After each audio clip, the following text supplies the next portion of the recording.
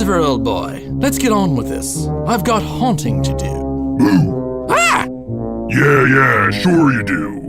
Without any further to-do, they had no chance. Yet they survived. Now they want more of this supposed heaven? This time they shall truly experience hell. It's another Halloween Horror Nights review. By the one, the only... Thanks for riding. Happy Halloween, everybody! Believe it or not, it's here again. It's happened. Can't stop this shit. And we did more Halloween park shit. And we're here to tell you all about it. This time we did some West Coast. Did a West Coast swing. First time ever on the West Coast for any part of the Halloween season. It was September, so it's arguable whether it was really the Halloween season. But in the theme park universe, it is. Yeah, they start so early. It's like right after Labor Day. It's all open season. You get any time from Labor Day through almost Thanksgiving in some cases. They just kind of keep doing it. That's a little stretch. Some go into like a week or so into November, though. I have seen that Yeah, some do. before. So Okay, first up, not Scary Farm. that's what we did first. That's what we'll talk about first. We actually did this sort of in the true absolute fashion. We were not in the park for the day, which is unique for us. Usually in any of these events, even when we did Universal's Halloween Horror Nights last year in Orlando, we were in the park already having a regular day, and then we transitioned into Halloween mode. This was unique. We did we went in just for Halloween. So as we were coming in, the park was already noticeably dark. Like even from the outside, because you could see so much of that park from the outside, you can notice that like the lights are kind of off. A lot of them are off. Yeah. I don't know that you really could see any fog from outside. But they love their fog there. They do love their fog. That became apparent once you got in. So that was kind of cool. Just kind of got us in the mood. Like as soon as you're getting in, as you're waiting at the turnstiles to get your tickets, and you're already hearing the Halloween music, you're getting the whole vibe. And then you get in, and this sort of really hits you in the face. You know, and that's why I'm kind of glad we did it this way, because we wouldn't necessarily have experienced this if we were already in the park in the back somewhere. Because we really got the idea that they really hit you in the face right away. Like as soon as I think I had scanned my ticket and got a park map, like already some ghoul did something in front of me. Yeah, they were scaring people at the ticket booth. The turnstile. Like the second you get in, yeah. Like there's no downtime, just immediate, just boom. Yeah. They get you. Well, I think the whole park is like a scare zone, really. They have different themed scare zones, but it's like there aren't really boundaries, where there's like a safe zone. For the most part, yeah. It turned out later we kind of realized there maybe were a couple, but it's a fairly small park, so they had good coverage. But I like that. I like the right when you come in, just no rest, no build up, no chance to get into it. They just start hitting you with scares right away. They went for you, and so much fog. And then, couldn't see a damn thing. Yeah, well, let's go through the scare zones. That's where we're at. The first one we did, we went through Ghost Town. And I think that was actually a good idea, because that was the best one. Yeah. That was really awesome. That's where they had the fog. To the point on that one street, you couldn't see anything. You could barely see in front of your face. Yeah. And it's not a tunnel. It's just an open street, part of Ghost Town. Normally, I think we realized later that they put something over it. They had like that cargo net stuff, like camouflaged cargo net. Oh, thing. really? I think didn't even notice. To kind of help trap the fog in. Oh, okay. But that's not without perforation. I mean, you can still get up, and they just pumping so much fog in there. It was great. Totally took the sight out of the equation, and then everything was just really eerie. What a way, especially because it's been 5 years since we've been into that Ghost Town and that park. What a way to be reintroduced after 5 years, just coming into that, where it's just dark and just some mood lighting, if any lighting, and then all that fog, and then a lot of characters, ton of coverage. Yeah, so they really did everything right. Those are the three things, and they did it right. All the classic gags from, I don't know if they had chainsaws in that area. It wouldn't have made sense. The old West, I don't think they had chainsaws. They had the guys sliding on the metal knee pads, though. They had some shaker cans, I think. They did. A lot of ways to make extra noise and throw some sparks up. Plus, they're just really good at what they do anyway. Just the old-fashioned stuff. Just sneaking up from behind. Some cases coming at you, where you see them and you don't think, all right, I can see this guy, right? And they still somehow get you anyway. Yeah. They were doing really great stuff in that area. That was some great stuff. And that one did seem to have no boundary. Like, the entire ghost town was just all that. You know, they could roam anywhere in that area. And that area of the park is like a maze, too, so you can get lost in there pretty easily if you don't know that park well. At night, with the fog especially, yeah. The next best one, perhaps, was the scarecrows. Scarecrows and pumpkins come to life. That was in the old Camp Snoopy. Or I guess it is Camp Snoopy, it's just not during Scary Farm, it's not. Yeah. But in that area, they kind of ran some kind of... It's like a twist on the Cedar Fair Coinstalkers, which is usually a maze. Oh, the Hollow, that's what it's called. Okay, just the Hollow. I guess, I mean, the way they have it on the website, it's like it's supposed to be sort of Sleepy Hollow themed with all like, the pumpkins and the I didn't get that at all. Stuff. Yeah, me neither. I got more like a Coinstalkers vibe. But it was cool, it was good. They did a good job with that too. Interesting that they did use the kids area. Oftentimes, they just close it off. Yes. Six Flags does that. And like Dorney Park used does to do that. At least. Or it still does, I think, as far as I know. So, I guess because the park is so small, they have to use all the land they have. Right. So they don't want to close the loop off. They want to be able to complete the loop around the park. So they use it, but yeah, it's kind of neat. There was was it the Carnival one of some sort? Yeah, Carnival. We actually didn't really see that one.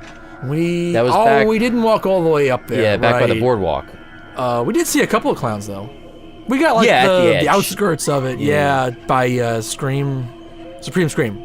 Yeah, there, Around and there. then also by that fountain and the voyage to the Iron Reef over there a little bit. Oh yeah, right. I think they had the chainsaws over there. I want to say. Chainsaw clowns. Yeah, they did have some of that stuff going on. That was okay. I don't know. Is it just getting overused at this point? It's just too much of that. What, the chainsaws or the clowns? The clowns. Oh, the clowns? I mean, it's a staple. Yeah, it does seem like the cheesiest. It's starting to get, like, I need a couple years off from that at any park, and maybe I'll appreciate it more after that, but I'm a little exhausted on those. More than the other stuff. Yeah, I'm with you on that. Sure. And then, what was the other zone? Fiesta de los Muertos. Oh, right, that was cool. That was in their Mexican-themed area. Right. Makes sense. Yeah, perfect placement, and, yeah, that was cool. It was like dead. I'm not sure. Just people in the Day of the Dead masks. Yeah. Basically had their face painted like that. So some other ghouls and zombie looking, or not zombie, like almost monster looking things, and then, just kind of coming out and scaring you. Yeah. It was good. Yeah, they all did a great job. They do a great job there. So right away, the scare zones were great. Yeah. When they got shows. Uh-oh. There were shows where oh no. Well, yeah. This is what we did next. We were walking by when they were doing the hanging, so we stopped to see that. Right, we caught what must have been an early show for that night, first or second showing. They seem to do a bunch each night. It's standing room only.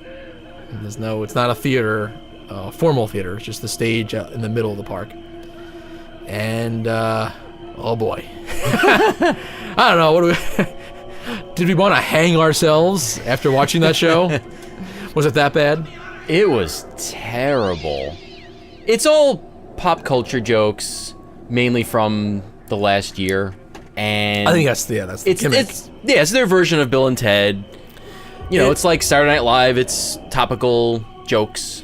It's Bill and Ted. It's the worst Bill and Ted. But yeah, it's the crappier Bill and Ted. Right. It's like Bill and Ted. I didn't really care for it that much to begin with, and then to see like a really inferior version of that was really hard to sit through or stand through. Yeah, it was such a cheap, cheesy version of Bill and Ted. At least Bill and Ted, even if you don't appreciate the humor, which I some of it I thought was okay. It went back and forth between being just cheesy grade school or junior high stuff to like there were a few clever jokes in there, and sure. even if you didn't like any of that, it did come down to like a really neat like party finale with the music and the dance. That was good. That was my favorite part. And I know you really liked even that they did the David Bowie tribute. They did that in the Prince tribute. Even when that it's was far, really so nice. far as to do a tribute to a couple of recently deceased rockers or pop artists. So it kind of got you on some level, no matter like where you're coming from. This didn't do that. This was just the pop culture stuff, like from beginning to end. And like I guess the other thing is it uses like, and I guess it's probably the same guys that maybe perform in the show, the stunt guys. I guess that they still do the Wild West Stunt Show, one of the only areas, maybe the only one left in the world, I don't know, or in this country, Yeah. right? Those are almost extinct. Yeah. But Knott's carries that tradition on, which I like, and they use a lot of that in this show. It's like they'll introduce the next movie or political thing they're gonna reference, and then they just end up in an Old West fist battle, Yeah. exchanging fisticuffs. Yeah. Like every one, that's what it was. It was just a couple jokes, quick setup, couple jokes, and then that fist battle, and then another one, and then another one, and it was just one after another. It was kind of the same thing over and over again. You know, as Hillary and Trump, and then it's like Wolverine and someone from that movie from Logan. They were referencing, and then there was it was just like constantly doing that stuff. And they love to do the gag where when they hit someone, they have like a cup of water or something, and Oh yeah, it's supposed to look like blood and or sweat. Is like, you know, they got hit so hard it's flying off their face. They did that a lot too. yeah, in almost every one of those battles, which I think is a classic, like Knott's Berry Farm Wild West Stunt Show gag. They do that, or they do the teeth. Yeah. They have like chiclets or something, you know, kernels of corn in their mouth, and they pretend like it's their teeth spitting out, or you know, being knocked loose. So it's like that, and they're just doing that kind of stuff a lot. So it's a lot of one note, and then the jokes were not funny. It was very, it's like some high school kids wrote it. It was very cheesy. There was nothing interesting or no nuanced jokes or anything even that I thought was even remotely clever. Yeah. Everything was just cheese. Big cheese fest. And then nothing even remotely Halloween either. Which is another thing. I thought Bill and Ted sort of would get away from it, and then every once in a while they'd bring it back to Halloween in some way. Maybe I'm thinking, maybe I'm giving that too much credit now. I don't know. But I thought it did that a little bit, whereas this just seemed to it never even cared. It had nothing to do with Halloween. Yeah, well, I mean, they do a hanging at the end. I guess they hang whoever they think is the biggest pop culture offender of that year. The most hateable celebrity from that year. Yeah, and I didn't know who it was. And then we didn't even get the joke. Yeah. The audio wasn't great either, because it's not like a real theater, as we mentioned. Yeah. So I couldn't even hear what they were saying a lot of the times. It was kind of a lot of mumbled mess. Maybe I just didn't care enough to listen. But yeah, when I got to the introducing the celebrity that was ultimately the one that was going to be hung, I didn't even understand what was going on. Yeah. And then they just hung her. It was a female, like a redhead. Hanged. Oh, I'm sorry, hanged. Hanged. You're right. But it was like a redheaded something female. Yeah. I guess some celebrity or whatever. And then by the time they do it, it's like you don't even care. It's like so like you wanted to see it 10 minutes earlier. I don't know. Only reason why we didn't walk away is because this is not a home park in any way for us, and like I figured this is the only time I'm ever going to see this show in my life. So Yeah. A lot of people did walk away though. Yeah, it was like the full area they have roped off, the big area in front of the stage for people to stand was full when the show started. By the end, it was at least a third of the people left. Yeah. So it's not just us. A lot of people don't really care for it. Maybe it was a particularly bad year for this show. I don't know. Fire. That was the best part, right? Oh yeah. The fire. Big fire finale. Yeah. They just blow a shit ton of fire in your face at the very end. All right. Otherwise, not a great show. I would not recommend that show. No. It's not very good. And then we did see the other show. It was Elvira. So it's the Elvira, Mistress of the Dark. Yeah, this is supposed to be the last year that she's doing this. I guess What do she's they call going it? to just Elvira's last show. Elvira's live. That's it. All right. I'm surprised they didn't go for a pun there or a Yeah. sexual innuendo. I'm really Right, surprised. which is her style. Yeah. they didn't do Elvira's last blow or something. Or Elvira's last titty twist. that. I'm really shocked. I was really excited to see the show because in preparation for it, I rewatched the movie, and That's hardcore. Commitment. Yeah, I hadn't seen it in a really long time, and it was a lot funnier than I remembered. I really liked the movie, actually. It's all double entendre jokes, and It's supposed to be really kind of corny humor, but I kind of like that. And the show is really, they reused a lot of those same jokes from the movie. I was surprised. And sort of loosely, that's the same storyline from the movie. Yeah, I would not have known if you didn't tell me. I've never seen the film. Yeah, I wouldn't have known either. I wouldn't have remembered. And the movie is just called Mistress of the Dark, right? Yeah, Elvira, Mistress of the Dark. So I guess they didn't necessarily try to hide that. The official title of the show, I think, is that. I guess it will be will it be her last show, though? I don't know. Isn't this just going to be like they all, like Kiss has, how many farewell tours has Kiss had? Yeah, I don't know. I feel like she's going to come back and do it a few more times. She Not limited... that it matters, but Yeah, no one's paying for this. It's part of the park. Sure. She limited her movement. She doesn't really dance around, I guess, like she used to. It's funny, they showed a clip of a show from who knows how many years ago, and she was really moving and dancing around, and then now she, like, doesn't really do that. Just because, she got older, she can't really do that Shimmies anymore. in place. Yeah, and that's fine. So, this version of the show she could continue to do if she wanted to. She looks great from, like, 100 feet away, Yeah. or whatever. So She looks exactly the same a couple as she hundred feet did, away. like in the 80s. Where we sat. We didn't sit that close. I'm sure she doesn't look that close if you get up close to her. I'm sure she doesn't look so good. I'm sure the illusion falls apart. But from our distance, she looked great. Yeah. Whatever, it was fine. I enjoyed it a lot better than The Hanging. Oh, yeah. I can't believe, it kind of blows my mind that they even included it's the same ending to the movie where she just has, like, tassels on her boobs and, like, twirls them around. The tassel pasties. Yeah. And on her nips. And yeah, and she can still do that at 60 or wherever she is. Good for her. Yeah, but that's the thing about this. It is the real deal. Like, it's really her. That was... It's not a franchise show of just someone pretending to be playing the part of Elvira as someone. Yeah, and it's actually her. That was the biggest reason why I was excited to see the show. I was like, oh, I actually get to see her. That's kind of cool. Yeah, that is neat. It's kind of weird that Knott's Yeah, nuts. is where she ended up. Like, she wasn't good enough for Universal. Halloween Horror Nights. It's not like their shows are great. It's not like Universal? It's not like they couldn't use her. Yeah. Yeah, that's true. It might be an improvement, really, over what they're doing. Actually, yeah, could be. It was, I don't know. I mean, is this... Nah, I could answer my own question in my head. Never. I was going to say, is this the best of the Halloween shows we've seen in a park? But nah, I like Ghoulmester's Ghost better. Yeah. Great Adventure. How does that happen? I don't know. That might be my number one, though. That might be the best of the Halloween shows I've ever seen. It stuck with the Halloween theme, and it was fun and cool. They did a good And I actually job. saw a couple things I've never seen anywhere else. Maybe this might be second best. Oh, the Elvira? Yeah. And it's more of just a nostalgia thing, really. Yeah, when it comes down to it, yeah. It wasn't actually that great on its own merits, but it was a nostalgia thing. But it was fun. It was big and fun and loud, and had a pretty big cast of dancers Yeah. and all that good stuff. It was done well. All right, so that was the shows. So the houses, mazes. We only did a few. We just ran out of time.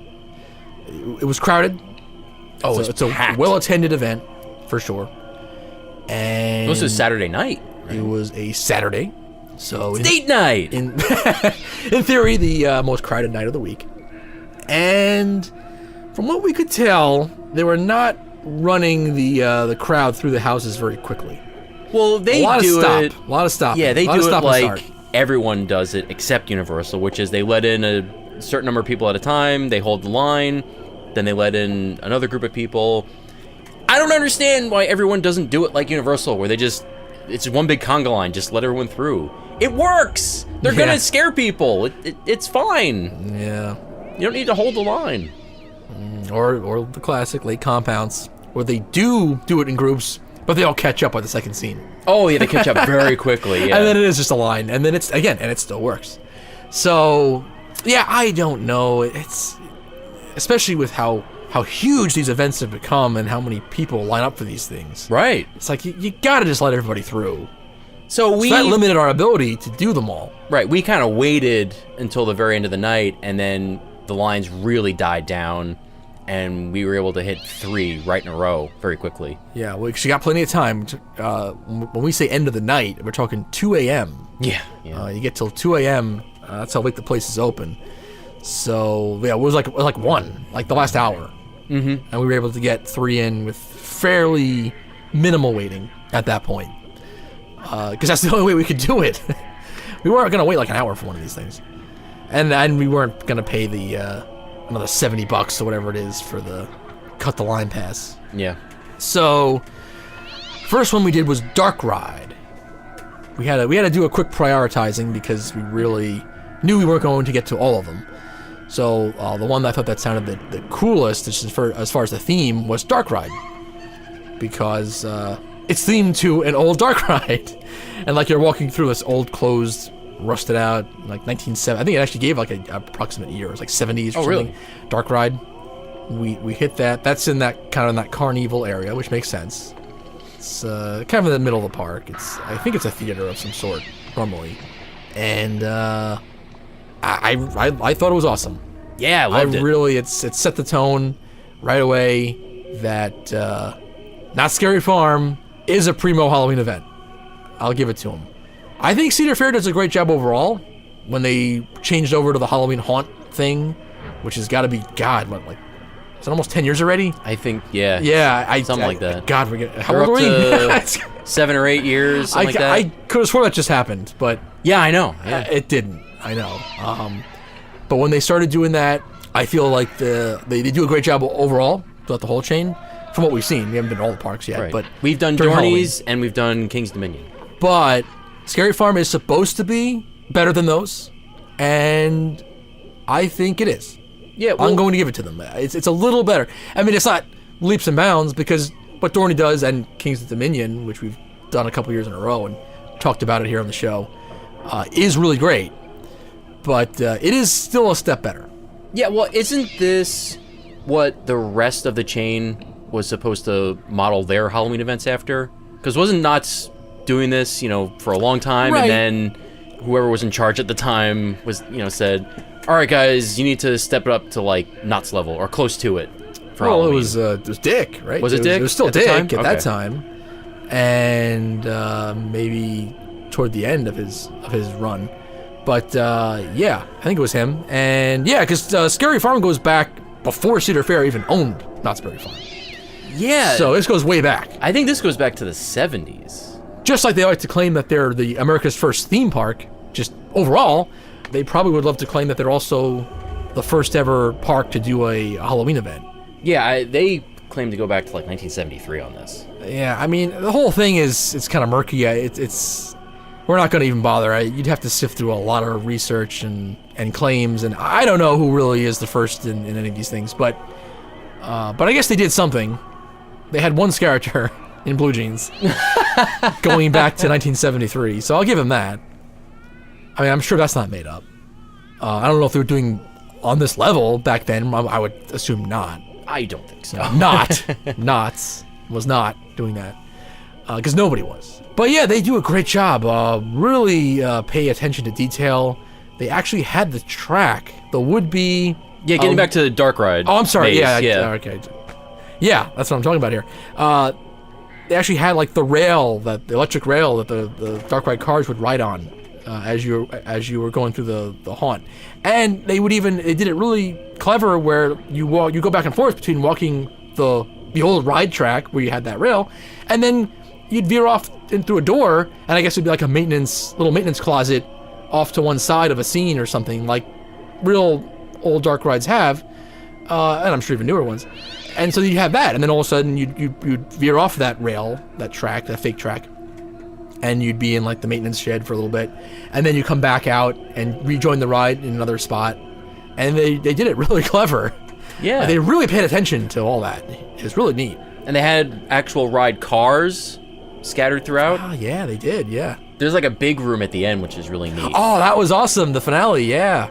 This is a long one, too. It just went on and on. Yeah, the very end, it was some like guy who was like a big puppet master almost. Was it like the guy who was like brought all this stuff to life or did all this or haunted this old Dark Ride or something, right? All right.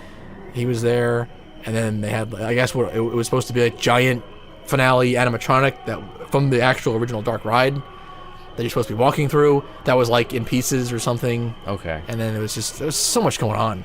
Yeah. That's almost, you really would have had to have walked through it 2 or 3 times, I think, to kind of get everything. Yeah. I only had the chance to do it once. That one was very dense, it seemed. It was just a lot of cool details. And the music, and they had a great thing where the power was going kind of in and out. Oh, that's right. So it had like the original Dark Ride animatronics and audio, but they'd be on, then they'd go, you know, like the reels slowing down, Yeah. and then it'd kind of come back up, and then and the light would follow with the audio, and it was really well done. Yeah. Of the 3 that we did, this was my favorite one. I agree. Yeah, this was also my favorite. It was great. Then we did the Red Barn. So this was your classic backwoods psychopaths, right? Yeah. This crazy backwoods family that goes crazy and just tries to lure tourists or anyone off the road just so they can murder them, hack them up. It's this one, maybe because I don't care about the theme as much, I didn't care for as much as Dark Ride. Well, you But- talk about like the clowns being a tired theme. The backwoods, the crazy backwoods people is really tired for me. I could take a couple years off from that. starting to get a little tired of that. Yeah. I'm not quite there at that point yet with this, but I can see where you're coming from. That probably would be next in line after the clowns for me. I really did like this one though. I mean, it's probably one of the best of the backwoods psychopaths type houses that I have ever been through. It may have been the best one, yeah. I really been through. liked the fact that they kind of stuck with the theme that you're supposed to be in a barn, and it had barnyard animals, some hacked up, some maybe possessed or back from the dead, crazy things. There was one larger horse animatronic that was like an evil horse thing. I liked the fact that they made you duck a couple of times. It was like, because I thought it made it more real. It was like if you really were running through a barn, there might be some moments where you had to kind of sneak through a smaller space to get away from these crazy guys that want to hack you up. And they kind of made you not fully get on your hands and knees or anything, but just, low clearance. Yeah, I've never seen that in a maze before. Yeah, I don't think I have either. Not kinda even cool. Universal. Yeah. And then that was just a good one. That was another solid one. Yeah. All right, nothing else on that one. No, it was fine. And then the third one we did was Lights Out. Trick or Treat Lights Out. All right. So this one was all about you're going to trick or treat at someone's house, I guess. You're trick or treating, and then you encounter this house, and you go inside for some reason. Yeah, I don't know why. guess. I don't know. Yeah. They don't answer the door, so you decide to just walk in. I guess. The whole neat thing about this, so I guess this is kind of like a running theme. I mean, we only did 3, but each one had something we hadn't seen before. Yeah. So you really got to give it to Knott's. They're doing a great job here. This had an interactive thing where you carried a flashlight that was somehow programmed, I guess, with some kind of sensors to interact with the house itself. And depending on where you were in the house, it would do different things. This flashlight wasn't a real flashlight by any stretch of the imagination. It was a gimmicked one. And so it would do whatever they wanted it to do. And everyone got one. It Yeah. wasn't even one for the group. It was like every individual would get one of these flashlights. So there was very little lighting in this one. It was mostly supposed to be lit by us carrying these flashlights. And then it was neat. I mean, I thought it was a pretty good house to begin with. I thought the very first couple rooms were really cool. That stairway entry foyer thing was already like a big set right off the bat, and it was really, really cool. And it seemed to have some good sets. But after a while, it was hard to see because you were just lighting your own way with the flashlight. So maybe the least of the 3 we did, the least impressive sets overall. But I liked the flashlight gimmick. I thought that was cool. Yeah, I get what they were going for, and I like the idea of it, but I don't think it really worked that well. I think because every person gets a flashlight, and there are so many people going through there, I think the effect was lost. I think you kind of need to go in there by yourself or with a small group with one flashlight, and then I think you would really get what Knott's had intended. Yeah, that this one in particular, I guess, sort of gets diluted. Yeah, when everybody has a that's what light. happened. Yeah, because you could even, not that there's too many rooms where this happens, but where you see a few people ahead of you, you could see what the light was going to do next before yours in your own hand even did it. Yeah, all right. That's unfortunate. And that sort of goes counter to what we said earlier. We would like these all to be Omnimover, essentially. Yeah. Human Omnimovers. But yet, this one, even the pulsing through wasn't enough. The groups, you needed to almost have 3 people at a time. But then that wouldn't have worked. Yeah. Unless you made it upcharge and then kept the line down or something. That would have sucked too. We wouldn't have done it then, probably. Right. So this is kind of like you're damned if you do, damned if you don't, I guess. I'll give him high marks for trying, though. It's interesting technology, actually, that they were able to make the flashlight do different things in different rooms. Yeah, it was really neat. So, like, it works for the first bit of the house, then it starts, like, kind of strobing, but then it turns to a black light at one point, and that brings a whole new element to it, and it also vibrates. Yes, it right? does. It's like the Wiimotes. If anyone remembers that anymore. It's only been a few years, really, but where they have a little vibrating thing that interacts as well, so that would also tell the flashlight to vibrate at some point.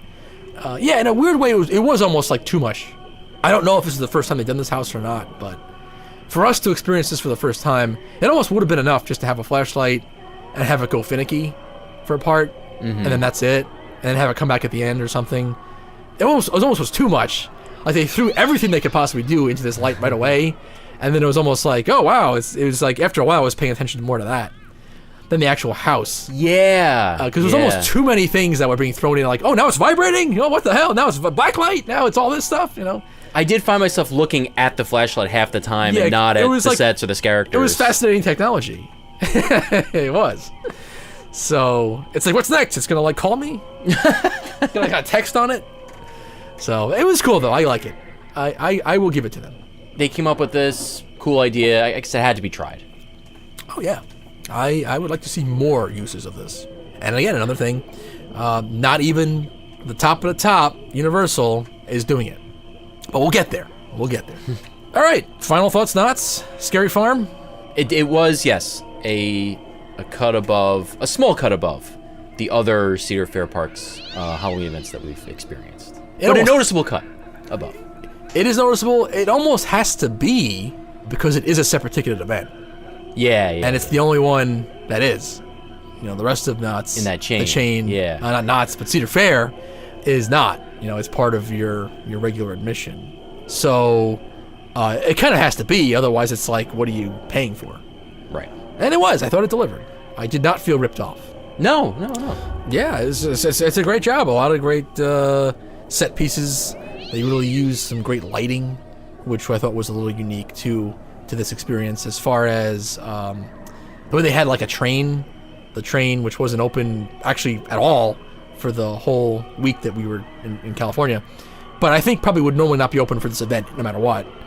And they placed it right on the track that crosses the Midway, and had just dramatic light thrown on it, and it looked really cool. Yeah, and they had the steam going out of it too. And so using the locomotive that they have anyway as a set piece and making it look eerie for Halloween, and that was really cool.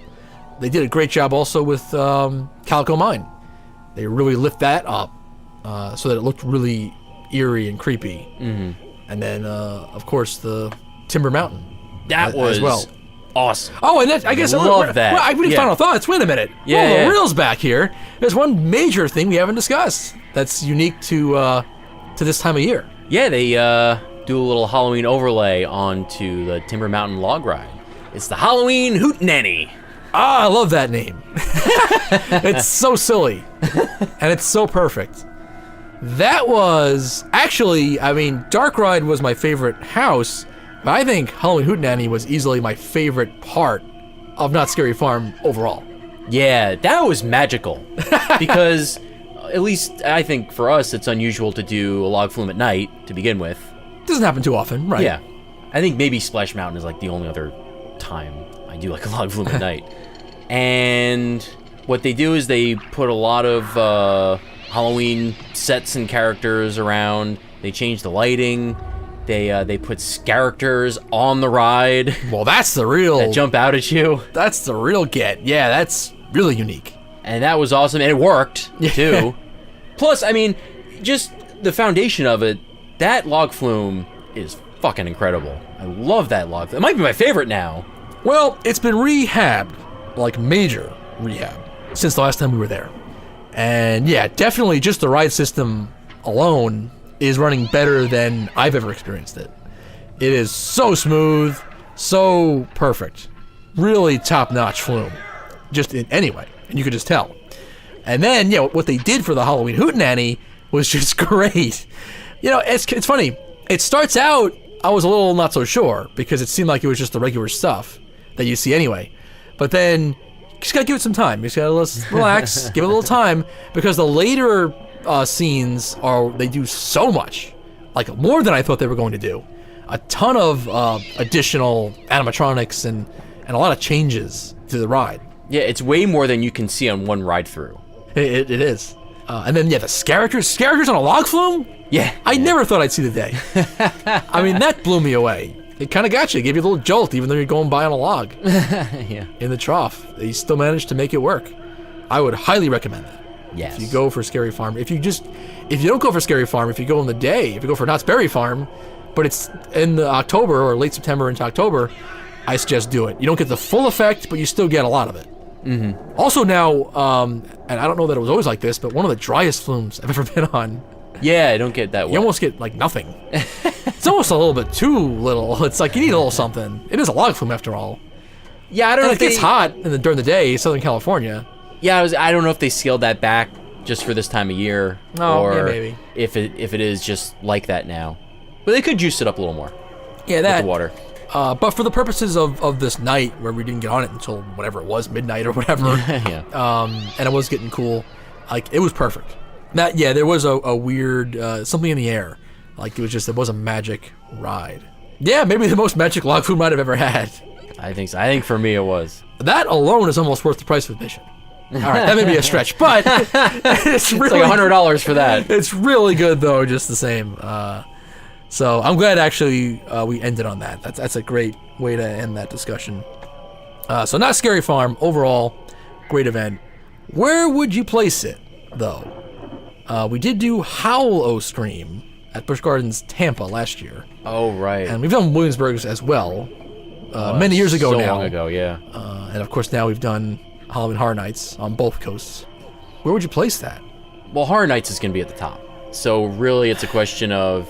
Yeah. And it was better than the other, than King's Dominion and Dorney. It's really a question of, was this better than Busch Tampa, Howl-O-Scream?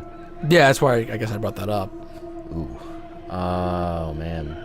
See, I don't know, it's been a year, but just thinking about it right now, I feel like I had a better time at Knott's. Okay. I kind of want to say that this is right behind Halloween Horror Nights. Like, this is the next best event. You know, they're kind of neck and neck overall, but I think I had a better time. I think Knott's is a little better. I think the Log Flume. I think Halloween Hootenanny, and at least that Dark Ride one with the detail on that. I think that was better than anything I saw at Howl-O-Scream last year. I think it's just whatever park I'm in at that moment is the one I like better. Is that even for you? Okay. So Knott's really is right there. It is. Yep. I always had that special kind of mention in my mind, though, about Lake Compounce as, like, the literally single greatest, like, haunted house you're going to go through. Because it's really all one.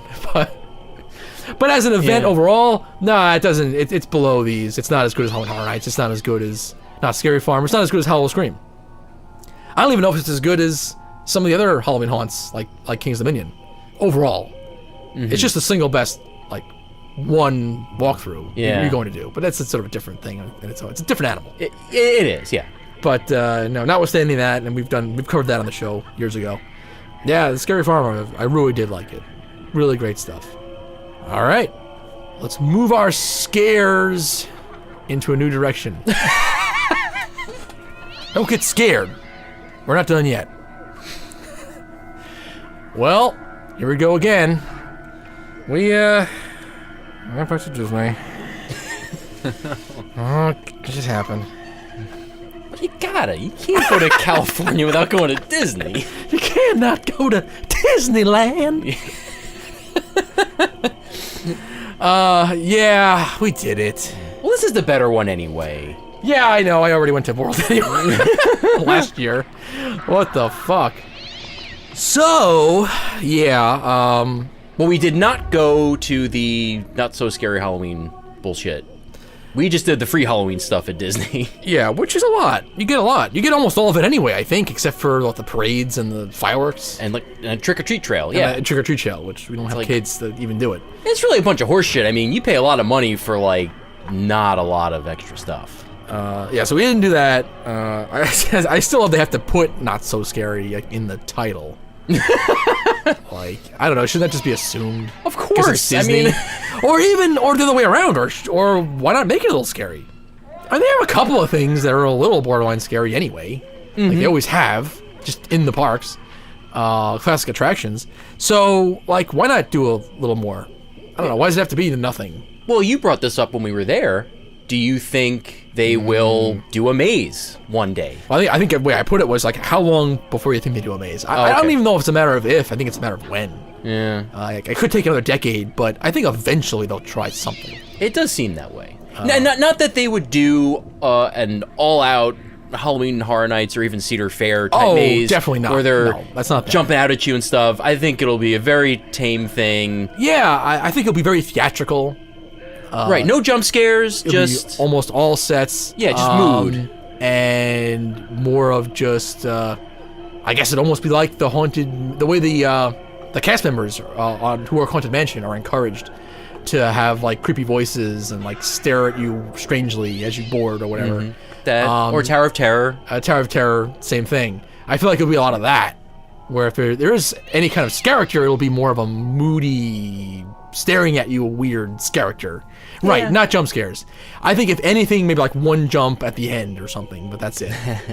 But that's just us talking out our asses. I mean, I don't really Yeah. know what they're going to do or what they're working up, but if any, I feel like they will almost, I think they should just give it a shot. Well, And they have so much to pull from. I mean, there's the scary parts of like every one of even those original old cartoons. They all have some freaky shit that you could play off of if you want to go the animated route. You could play off your attractions, and you could do like a play off Haunted Mansion and Pirates and things, and just have different rooms to different attractions, but play on the scary side of those attractions. There's a lot of things you could do. Yeah. And they own Marvel now, and Oh yeah, forget. so they have so many movie franchises they Can't- could use as well. Can't forget that. Yeah, of course. So possibly something they'll do in the future. But for now, yeah, that Not So Scary Party was not anything that interested me. Not for the price anyway. Right. Way Well, too much money. You know, from what I read, that event sells out pretty much every night as it is. So I don't know. So I don't need to do houses. That's the Right. thing. Maybe they never will. It's like the attendance for that would have to be going down, I guess, for them to They'd have to do a try and Yeah, do which, a house. which won't happen. Yeah. anytime soon. Maybe not ever. Okay, But what Oh. is interesting is that at California Venture, at least in the what is that? Buena Vista Street, is that the entry area now? Is that what it's called? Something like that. that sounds right. Yeah. Whatever, the entry area, they did go for a darker for them atmosphere, with the Halloween decorations and the overall mood. Right. Well, we should say that, California Adventure does a free Halloween. It's so well named. Halloween Time. Disney's Halloween Time. Where do they come up with this stuff? Right. They pay someone big bucks to come up with that. Oh, yeah. They deserve all those big bucks. So Disney's Halloween Time, it was actually, I found to be the #1 most marketed theme park thing in Southern California. By far the most billboards that were theme park related that we passed on all the different highways or freeways were that Halloween Time at California Adventure, really pushing that hard. Yeah, pushing the Cars Land Halloween thing and that Oogie Boogie from Nightmare Before Christmas. Even though I know that's they do the Haunted Mansion overlay there, but Yeah, the Oogie Boogie guy really is weird. over the entrance to California Adventure. Yeah, a really weird mix of crap. The Halloween Time is in California Adventure is mostly centered around Cars Land. That's where they do the most stuff. But yet, they did do a nice overlay on the main midway, the entry midway. Yeah, they put up purple lights in the trees and all around. They put up banners, kind of Art Deco, Gothic-looking purple banners, and Yeah. some bats that are flying out of the bell tower or whatever. Right, a lot of bats flying everywhere. And a headless horseman. That was the coolest thing. The coolest thing was the headless horseman statue. Headless horseman statue. Yeah, that statue doesn't move, but it does. I think the horse's eyes light up, and some steam or fog or something comes out of the nose and out of the head, maybe, or something. I think where the head's missing. Yeah. That's actually pretty hardcore. Yeah, that looks great, and it's pretty creepy. It's edgy. Yeah, for them. Yeah, that stuff was all great. Yeah, I'm not sure why Oogie Boogie, the villain from Nightmare Before Christmas, is in there. Yeah. They kind of use him as a mascot at the front, but yet he doesn't appear anywhere else. No. In the park. So, not really sure what that's about. But, yeah, some cool stuff. So, the decor is nice. And I guess at least on that Buena Vista Street, they did do some music. Like, the soundtrack at night changed over to a Halloween one. The cars was the major area of it. You know, it's cartoony. Clearly, it's an animated film that it's based on. But I like what they did. It was cool. They had like the angry faces that kind of were above the street. There's like tires and cones and mufflers that were arranged in such a way to look like angry faces. Yeah, all the decorations are made of car parts or car-related things. Car or road-related things, yeah. Which was clever. Like they had, now that's, we made a joke earlier, but like the people who work on that, all right, they earn their big bucks. I'll give it to them. Yeah. Because that was very clever shit. Like, that would have taken a while, I think, to brainstorm all that shit out. How to do all that. Because it's a lot of weird kind of shit. Yeah, well... How to put together traffic cones and tires and things and make it into something that looks kind of like a Halloween decoration. Right, it's a lot to come up with, and it's just a lot to execute, to actually manufacture and set up and all this stuff. Yeah. Yeah, I was surprised. I did not think there would be that much decor. They really went all out. They even went so far as to... It probably wasn't paint because that would permanently change it, but probably some kind of wrap or something around the Cozy Cone stands, where they had Halloween faces. Those they were like jack-o'-lanterns almost. The cones were. Yeah, but they're cones. Yeah. Because those are large to begin with, and then they had to do a wrap around the whole thing, and so it had the face on it. That was pretty extensive.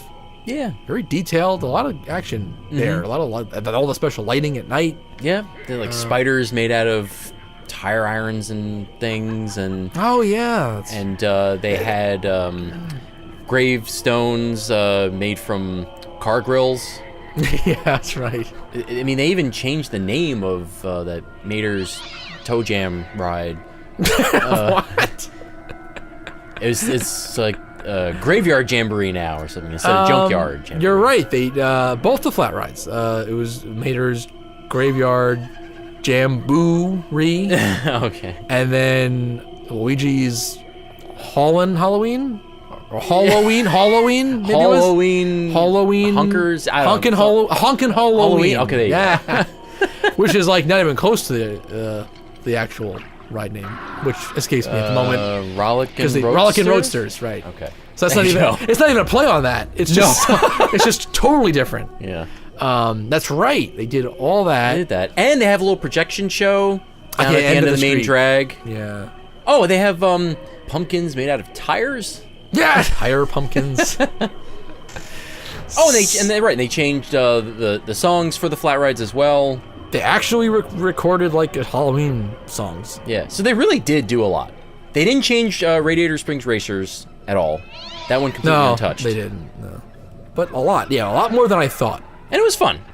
It was cool. Yeah, it was cool. Like, I don't know. I can't say it's like a not to be missed thing or it's not a must see thing, but at the same time, it's neat. But one of the things that I really liked was that it didn't feel tacked on. It felt like this is just how the land always is. Yeah. Like if they left it, I'd be fine with it. In a weird way, yeah. It's always Halloween. Yeah, that wouldn't make any sense, but sure. Well, the whole thing doesn't make any sense. Well, yeah, I mean, sure. It makes as much sense as the Cars Land concept. The whole Cars universe. World of, yeah. Like, what are they? Why are they burying each other? Why are there tombstones? Right. Why do they have all these human things around? It doesn't make any sense. Why are they dressing up like the human Dracula with hair and everything? So there are vampires, like car vampires. Whatever. Yeah, but then they have hair, but cars don't have hair. Sure. Like, none of it makes sense.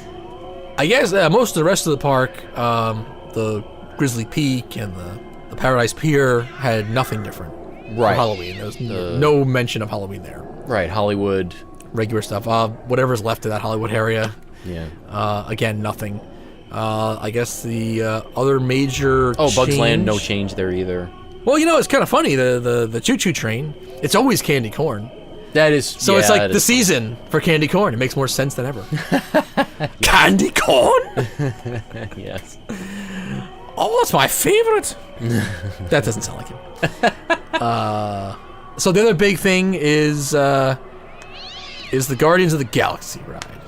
They actually do a different show. I don't know what to call it. Show, ride, program. Monsters After Dark. I don't know. Well, what? Well, it's like we can't really. We haven't discussed the actual ride yet. Yeah. So they really, it's supposed to take place after the daytime program story. Yeah, the normal program. It's daytime during October, but the rest It's of the year it's the only program. It's the a only sequel version. Yeah, it's weird. That's essentially a sequel. So it's like you're back. I don't know why you go back. It's like, yeah, that You doesn't- escaped and then that you go doesn't back. make any sense because why are we there? But- as the tourists. But it starts off with the raccoon saying, "What? You're still here?" As if we never left. Even he's surprised. Yeah. Like, why are we there? Wow, why are we so stupid? I don't know. We barely escaped, and now we're back. So the place is in shambles because the raccoon kind of destroyed the place. And all the lighting is kind of flickering, and the automated door thing, like, is on the fritz. And Yeah, basically the theme is just, it's like the ride, the Guardians of the Galaxy ride, the way it is now, just messed up. Just like, it's like a glitch. There's like computer glitches or something all over the place. And so it physically looks the same, obviously. But it's just like all the computer stuff is all down and messed up. yeah, they changed some lighting. They swap out what you see on the screens on the actual ride. I mean, at the same time, it's still just a bunch of shit in your face. That could be what they show in the daytime, and I wouldn't know the difference. Honestly. Like, we do it because we did do it in the daytime, Yeah. but I mean, yeah. It's the same thing, though. It's just more of the same. Because it's the same ride. I mean, what can you do that's really different? Yeah, it doesn't feel Halloween. No, not at oriented. all. Yeah, it's just It's more. not scarier or anything. It's just an excuse to do a sequel. And it's kind of too soon for that, because it hasn't been there that long. It's been there less than a year. Yeah, so I don't know why they're doing a sequel ride already. I mean, yeah, to put the effort into that seems like kind of a waste, honestly.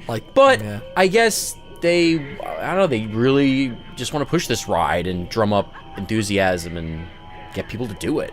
Yeah, I guess they also just want to justify the whole Halloween time thing a little bit more. I guess they felt, Okay, sure. Cars is good on the one level. That's the family kid thing. I guess they wanted to have one thrill ride that also was different, and that's the best they could come up with. I guess California Screamin'. What are you really going to do? Swap out the soundtrack, whatever. Yeah, put like organ music or something instead of the happy calliope or whatever it is. But it's like, yeah, that's gonna be weak at best, and they realize that. So that's about it. Yeah. There's like that, the rapids, and You can't and do the drop tower. I mean, you can't do much with the rapids. Those are your three kind of throw rides in that park. There's Right. not much else. I guess Soarin' they could have done like a Oh, actually, Halloween sim. they should. I have been waiting for them to really use that contraption to its fullest, because it can actually move, and it doesn't move that much. Do an extreme, like they could put a warning on it. Sure. I don't know what you would see, but it doesn't matter. It could be anything really. I mean, I know those things because the screen's huge. It's all IMAX shit. It's like it costs like trillions of dollars to like do one of those films. That's why they stalled so long on the doing the second one. So they don't have to do a real film, I guess. Just do a computer animated thing or whatever, and just it could be fun. Just buy the rights to Elvira. Her run's almost done at Knott's, right? Yeah. Soaring through Elvira's cleavage. That'd be fun. Yeah. So, And then, it's tough to be a bug is like a horror attraction anyway. Yes. That still remains probably the most intense thing Disney's ever done. Oh, yeah. It definitely Very is. intense. Very intense. It's Halloween Park, really. All right, I wouldn't go that far. But yeah, I guess that was the whole thing behind Guardians and doing the other version. So, whatever. I mean, it doesn't hurt. No. It gives you an excuse to do it a second time. in the same day, it's cool, I guess. Enough. It's coolish. It's Cool-ish, yeah. It's like it's fine. Yeah, we're not as so familiar with the regular ride yet to really care or really distinguish Right. that much. But yeah, I didn't enjoy it any more or less than the regular experience. It literally was the same. Yeah. They could throw that into one of the random programs, and I wouldn't even know. Yep. I've also never seen the movie, though. I should say that. Yeah, me neither. So I have no idea what's going on in that, even less than the average person who maybe has seen the film. All right, that's Halloween time at California Adventure. Was there anything else there? No. think so. I think that's Right. it. So we can move over to Disneyland, where, as we already said, we did not do the actual party, but as it turns out, you can get all the Halloween special attractions, at least the rides, which is our favorite shit anyway. You can get that during the day, during regular operating hours, Yeah. which is great. I would only have to assume they'd have like a riot on their hands if they didn't. If they actually tried to make it that you had to buy into the Halloween event, or you couldn't see the Haunted Mansion overlay. Right. Like, could you imagine that? Like I said, they just couldn't. Right. They couldn't imagine that. Or Space Mountain. Those are the two biggies. They actually Yeah. shut those rides down during the day. Like you just don't get them at all. Jeez, Yeah. Yeah, they're not going to do that. They could not get away with that. No. So we get to reap the benefits anyway. So it's like we didn't need the party. Haunted Mansion Holiday. It's a lot. It's a lot of shit. I didn't realize this would be so extensive either. I don't know. It is Disney after all. But, like, yeah, there's so much.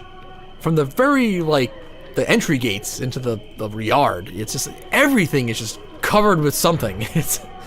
I don't know that they leave really anything more than a couple of square feet of the Haunted Mansion untouched. And then everywhere else, there's just some other new decoration or something. It's very extensive. Yeah, they've been doing this for a while. They've been doing this since 2001. So I wonder if it was this extensive from the beginning or if they've added to it over the years. I'm sure they have added to it. Oh, okay. They do that. They tend to do that. Yeah, that's their style. So it's very dense. It's a lot of stuff, almost too much. Oh, yeah, it's so much. Because you have the regular Haunted Mansion stuff there, and then they just throw this other shit on top of it. It's not like they remove any of the Haunted Mansion stuff. Yeah, it's theme on top of theme. It's Yeah. kind of weird. It's not like you decorating your house at home. Right. It's very different because it's already a themed up thing, and then it's like you're also throwing this other theme shit on top of it. Yeah. So it's a bit much, actually. Well, it's a little weird because, I did rewatch the movie Nightmare Before Christmas to prepare for this because I hadn't seen that in a long time. You are hardcore. You're dedicated. And it just doesn't really make sense, like why the Haunted Mansion. I guess you could put this Nightmare Before Christmas overlay really onto any ride because it doesn't really fit anywhere in the park. Why a New Orleans mansion Yeah. that's haunted? Why is Jack Skellington there? Yeah, exactly. Yeah, that's not his thing. It's not his base of operation. No. Or anything. Yeah, so no. Yeah, that is also interesting. Yeah, you never enter, or it's like you do enter that world, but you enter it through this other attraction. Yes. That has nothing to do with it. You don't enter the actual whatever it is. It's the holiday realm or something that they live in. Their Isn't Halloween it, town. Isn't it or through a whatever. tree? Yeah, it's They're like trees, there's trees with or doors. something. Yeah, and they don't even reference that No. at all. They like ignore that and kind of make it their own thing. They don't even really tell the story of the movie. It's just, I think it skips really straight to kind of the end of the movie where the Halloween town and Jack Skellington are doing their version of Christmas. The ride isn't telling a Okay. story. It's Christmas time in Halloween town in the Haunted Mansion. But in the haunted mansion, yeah. It's a lot of layers. Yeah. A lot of subtle layers. Really got to get into this. This is sort of, this falls apart as soon as you start trying to think about it logically. It really is just kind of like fan service, but I don't know, is there that big a fan base of Nightmare Before Christmas? It does have a huge fan base. It does? I It mean, warrants this? I'm not sure. I know about, it works now because it's like, it's an institution of Disneyland at this point. Yes. But when this started even, people were clamoring for this? No, when this started, I mean, I don't know about today, but at least like 10 years ago, that movie still had a gigantic following.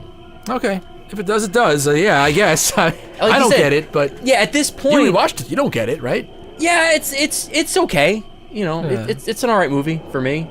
I'm not huge on, you know, the songs. I love the way it looks though. The art direction on it and the animation looks awesome. But yeah, like you said, at this point, Haunted Mansion Holiday is a mainstay at Disneyland every year.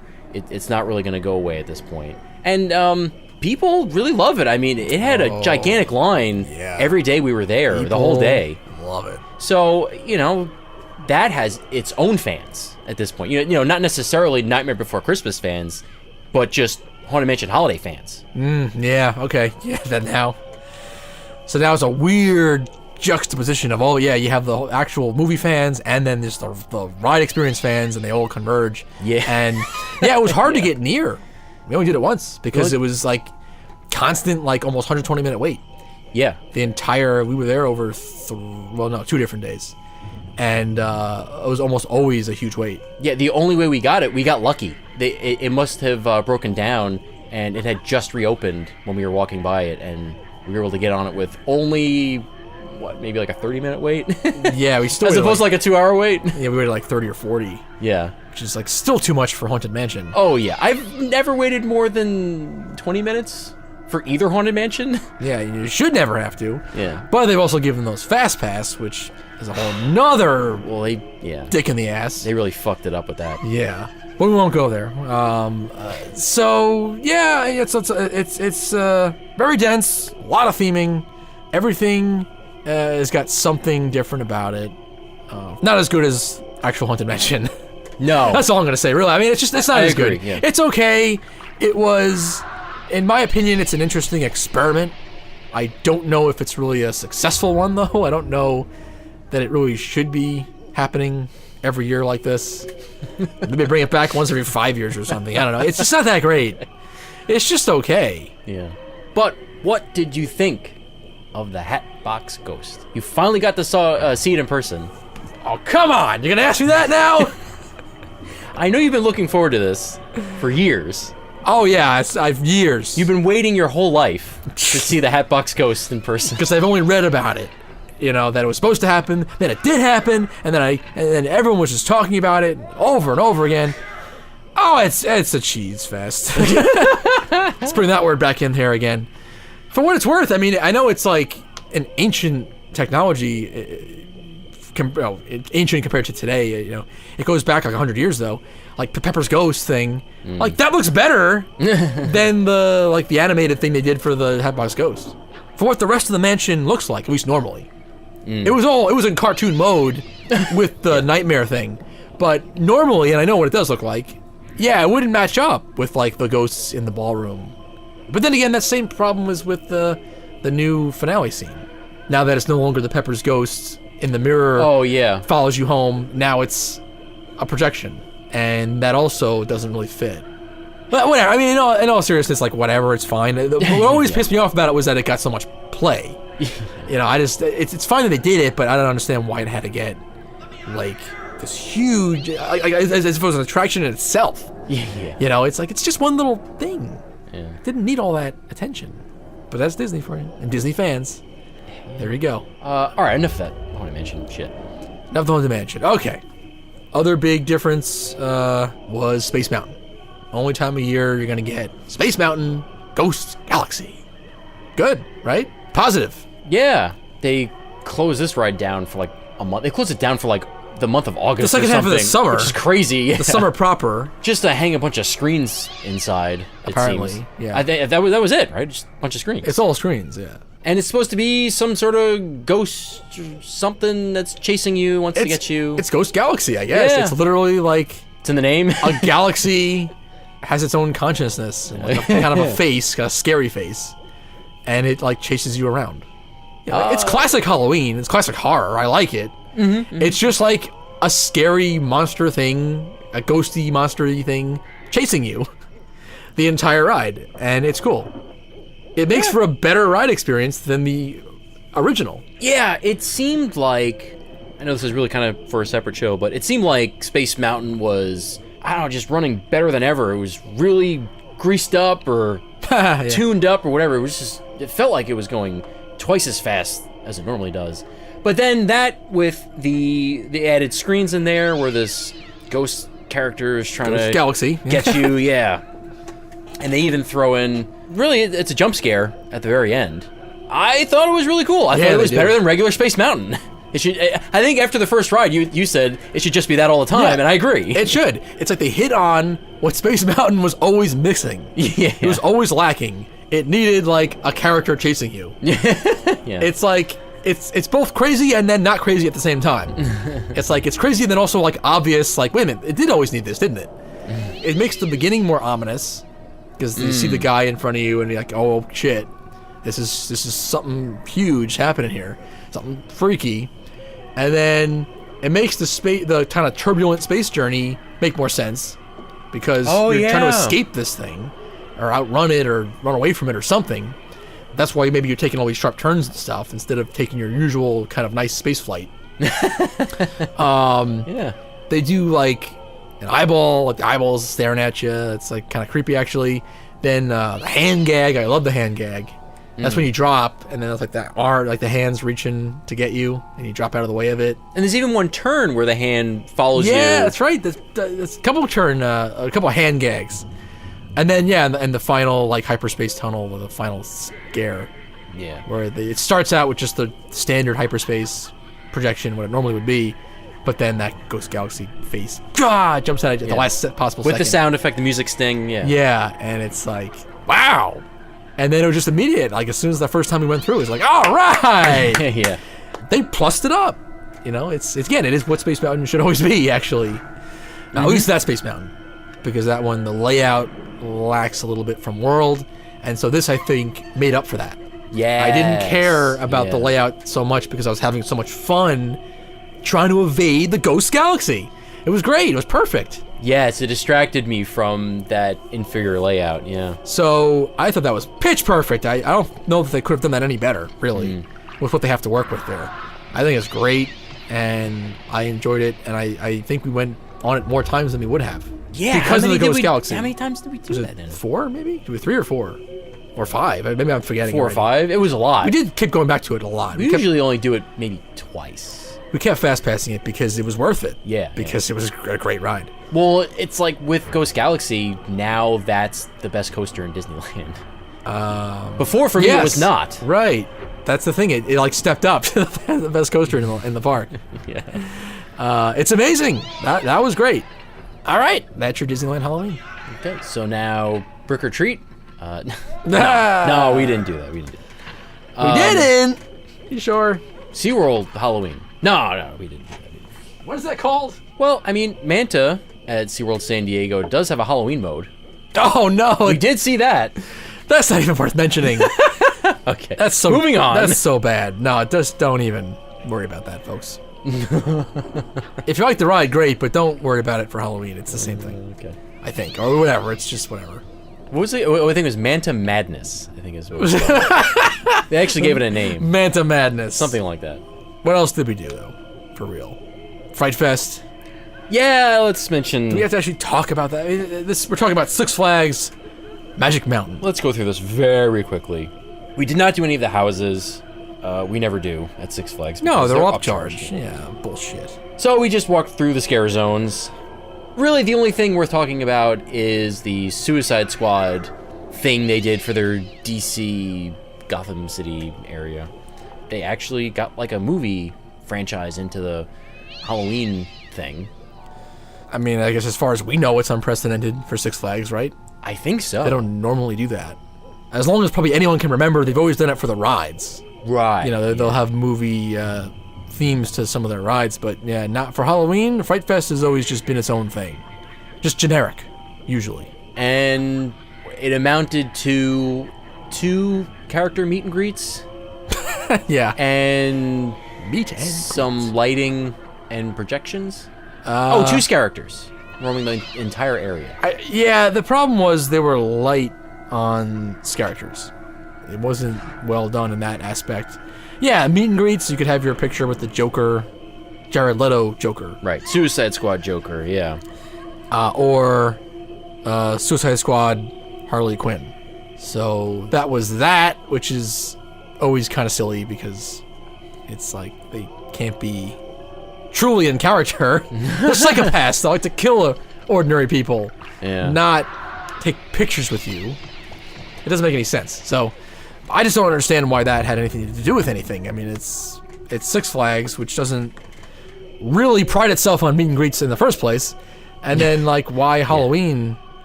Why do you need to have meet and greets? I don't know. Yeah, that was a strange move. Just a strange choice to kind of base the themed scare zone off that more than scares. And then the best thing was the projection show. Yeah. They have some good projections going on the buildings there, the Gotham City buildings that are always there. Yeah, they have that, and then they have some lights that completely cover a couple of the surrounding attractions, like that Wonder Woman ride and that Flash ride. And the lights are synchronized with the projections, so they change color based on what's going on with the projection. Yeah, and the projection show was actually really good. That was... Yeah. Oh, and they have fire on top of the... Oh, and they a couple of buildings there. One of the... It seemed like it cycles through a bunch of different things. We didn't stand to see the entire... I don't know how... Who knows? It could be a couple hours worth of things. So we didn't stand and see all of them. But we saw a couple. One of them was a fire breaks out in the buildings, and the projection part even looks really good. And then they actually had real fire coming out of like the roof to augment it, and it really was great. Yeah, and then the surrounding lights will change to orange and red to make it look like those buildings are on fire too. Yeah, it's like all of Gotham, Metropolis, whatever it is now, is all burning. So it's like, that was cool. Yeah, you know, there's some cool stuff. And then like ghosts of goons, goon ghosts or something. Couple of goons, yeah. Like going around the buildings, breaking in windows or whatever. You know, that looked really good. I know I said it when we were there. It's like that, to me, looked just as good as what I had seen in Universal Orlando for Halloween Horror Nights. It covered a smaller area, I guess. It's a smaller group of facades in a row, but still, it was very well done. Yeah, So. but no maze for a Suicide Squad. Yeah, no Suicide Squad maze. Just to kind of say one other thing about the Magic Mountain Fright Fest, it did seem, a little more well done than like Great Adventure and New England. I think probably, again, because they're close to Disney and Universal, and it's not an upcharge event, but the characters, aside from the Suicide Squad's characters, did seem really enthusiastic. Which were the marquee ones, though. Yeah, I know, it's strange. But the one where it was supposed to be like a fairy tale woods that you're walking through or something, those characters were great, and the ones around the entrance were really good. Again, it's sort of like Knott's, like this is, I think, kind of a cut above, at least from what we could see, than the other Six Flags parks. Yeah, okay, I'll give it to them. I guess it's the best Fright Fest. It's hard to gauge, though, because that park is so huge, and it was impossible for them to get real full coverage. This was more dead space in between the scare zones than any other Six Flags that I've been to a Fright Fest at. But, I mean, I also understand this because it's also, like, by far the largest of all the Six Flags parks. I guess there's not much you can do about that. But yeah, when you were in a zone, it was well done enough. They like blacklight. Oh, yeah. A lot of use of blacklight there. The scare zone that was in front of Justice League and Riddler was awesome because they flooded it with fog and blacklight, and they really pumped out it was like top 40 music, but and it was synced up to the lights too. That made it cooler. but just the flood of blacklight and fog, and then all the characters in there. That was really cool. I thought that was neat. That was like the masquerade. Yeah, Damned in Disguise. Damned in Disguise. All right. Yeah, we would recommend that one. They love their blacklight. Yeah, because that fairy tale one was flooded in blacklight too. Yeah, but to good effect. Yeah, it worked well. It looked cool. I'm surprised that I hadn't seen that before. Yeah, actually, it's one of those things that as soon as you do see it, it's like, oh yeah, wait a minute. yeah. That's such a given. Why haven't I seen more of that? So just to round this out, just you saying about this and Not Scary Farm, everything seems plussed up. And I think a good reason for that is that you're in Southern California, and you have all your aspiring actors to pull from in that area. So I think maybe just the quality of character that you're going to get for these events is going to be higher. than other parts of the country. Yeah. Because you have a lot of these people who just sort of sold everything and moved out to Southern California, try to kickstart that acting career. So it's not beneath them at that level, at that point, to take a job as a character at one of the local theme parks. Why not? It's a good chance to kind of hone your craft a little bit. Interact with people, do some improv things, you know. One character in the fairy tale thing did do that for us, where she came up and was interacting and talking to us, and then I think she wanted to see what we would say so that she could figure out and try to think quicker how to act and react and that kind of thing. So it's sort of like, you know, these aspiring actors honing in on their skills, also just getting over the jitters and for future auditions and that sort of thing.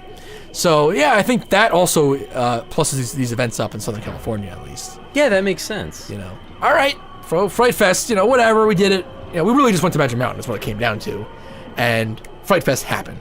Yeah, it just happened. It's more or less what that was about. We didn't base anything around that, but whatever. I'm glad I got to see it. See what that park does for Fright Fest. So, get ready. Drum roll. Time for the main event. Halloween Horror Nights.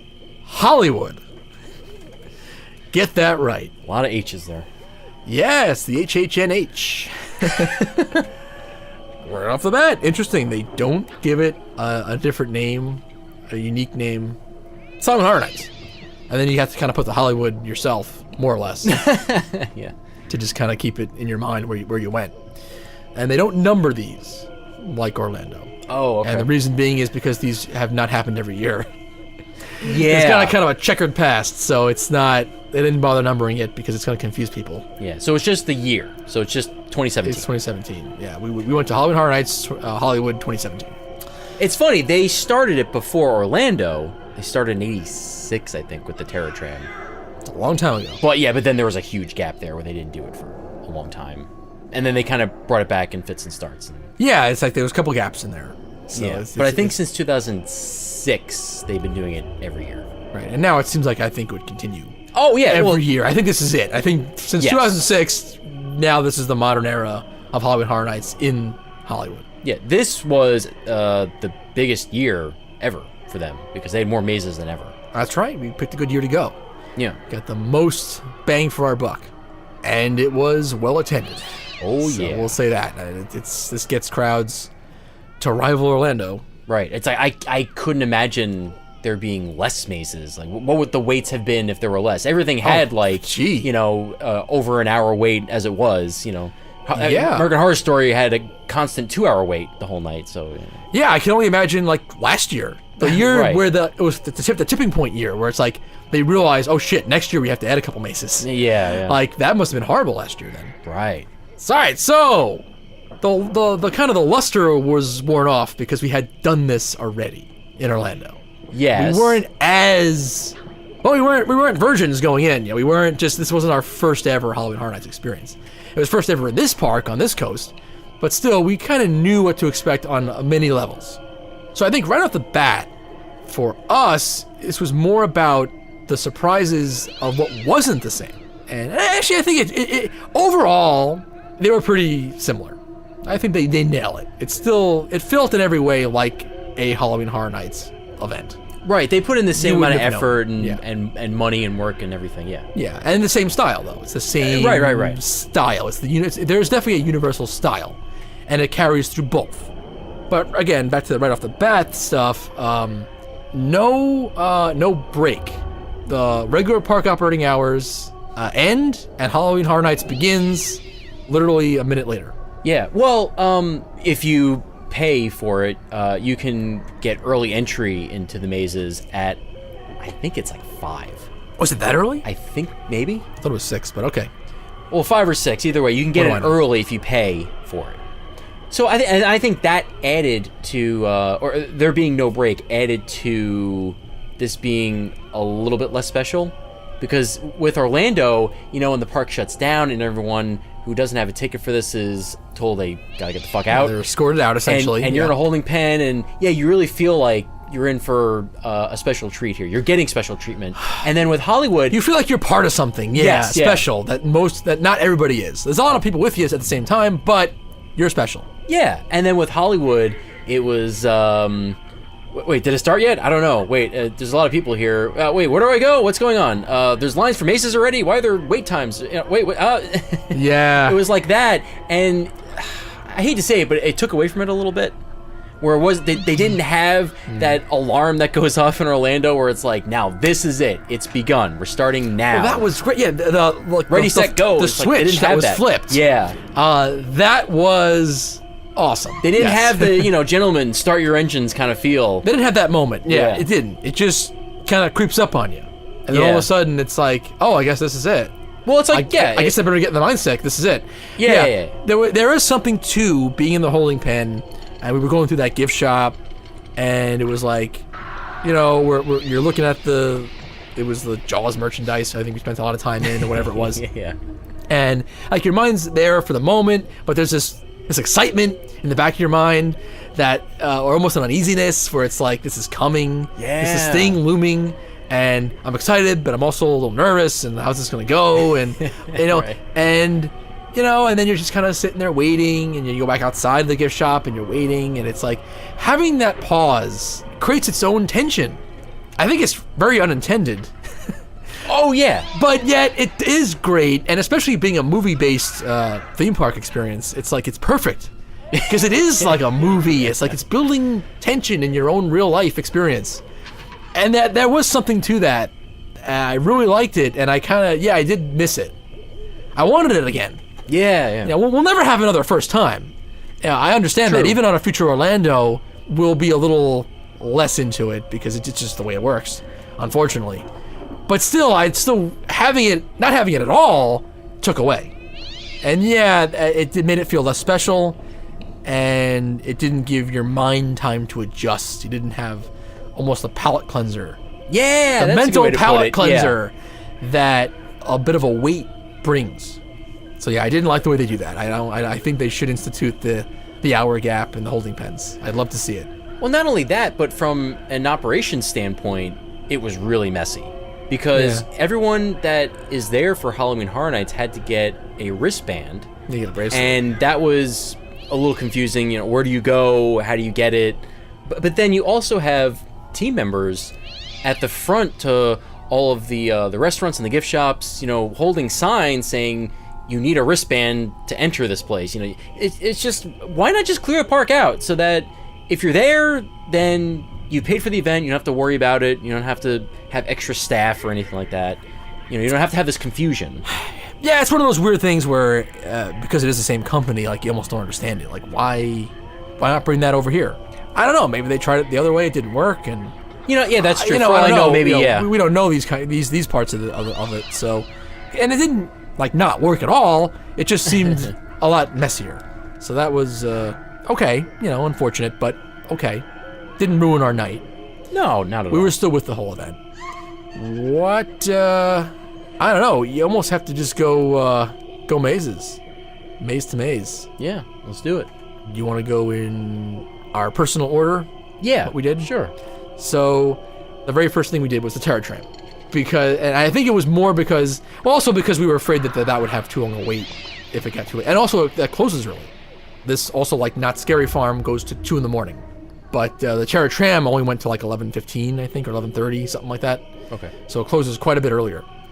So we did that first. But also, it made sense because, before we even get into the mazes that we kind of have a feeling of what to expect, let's do the Terror Tramp, the thing you can't get in Orlando. The first thing that kind of hit me was that it wasn't different enough. Just a personal note for ourselves, we had done the studio tour earlier that same day. So we already had done that escalator down that side of the hill and then waited in that queue. And I kind of thought there should have been some characters or something in the plaza when you get to the bottom of the escalator. Right. I was kind of expecting that, And yeah. there was nothing.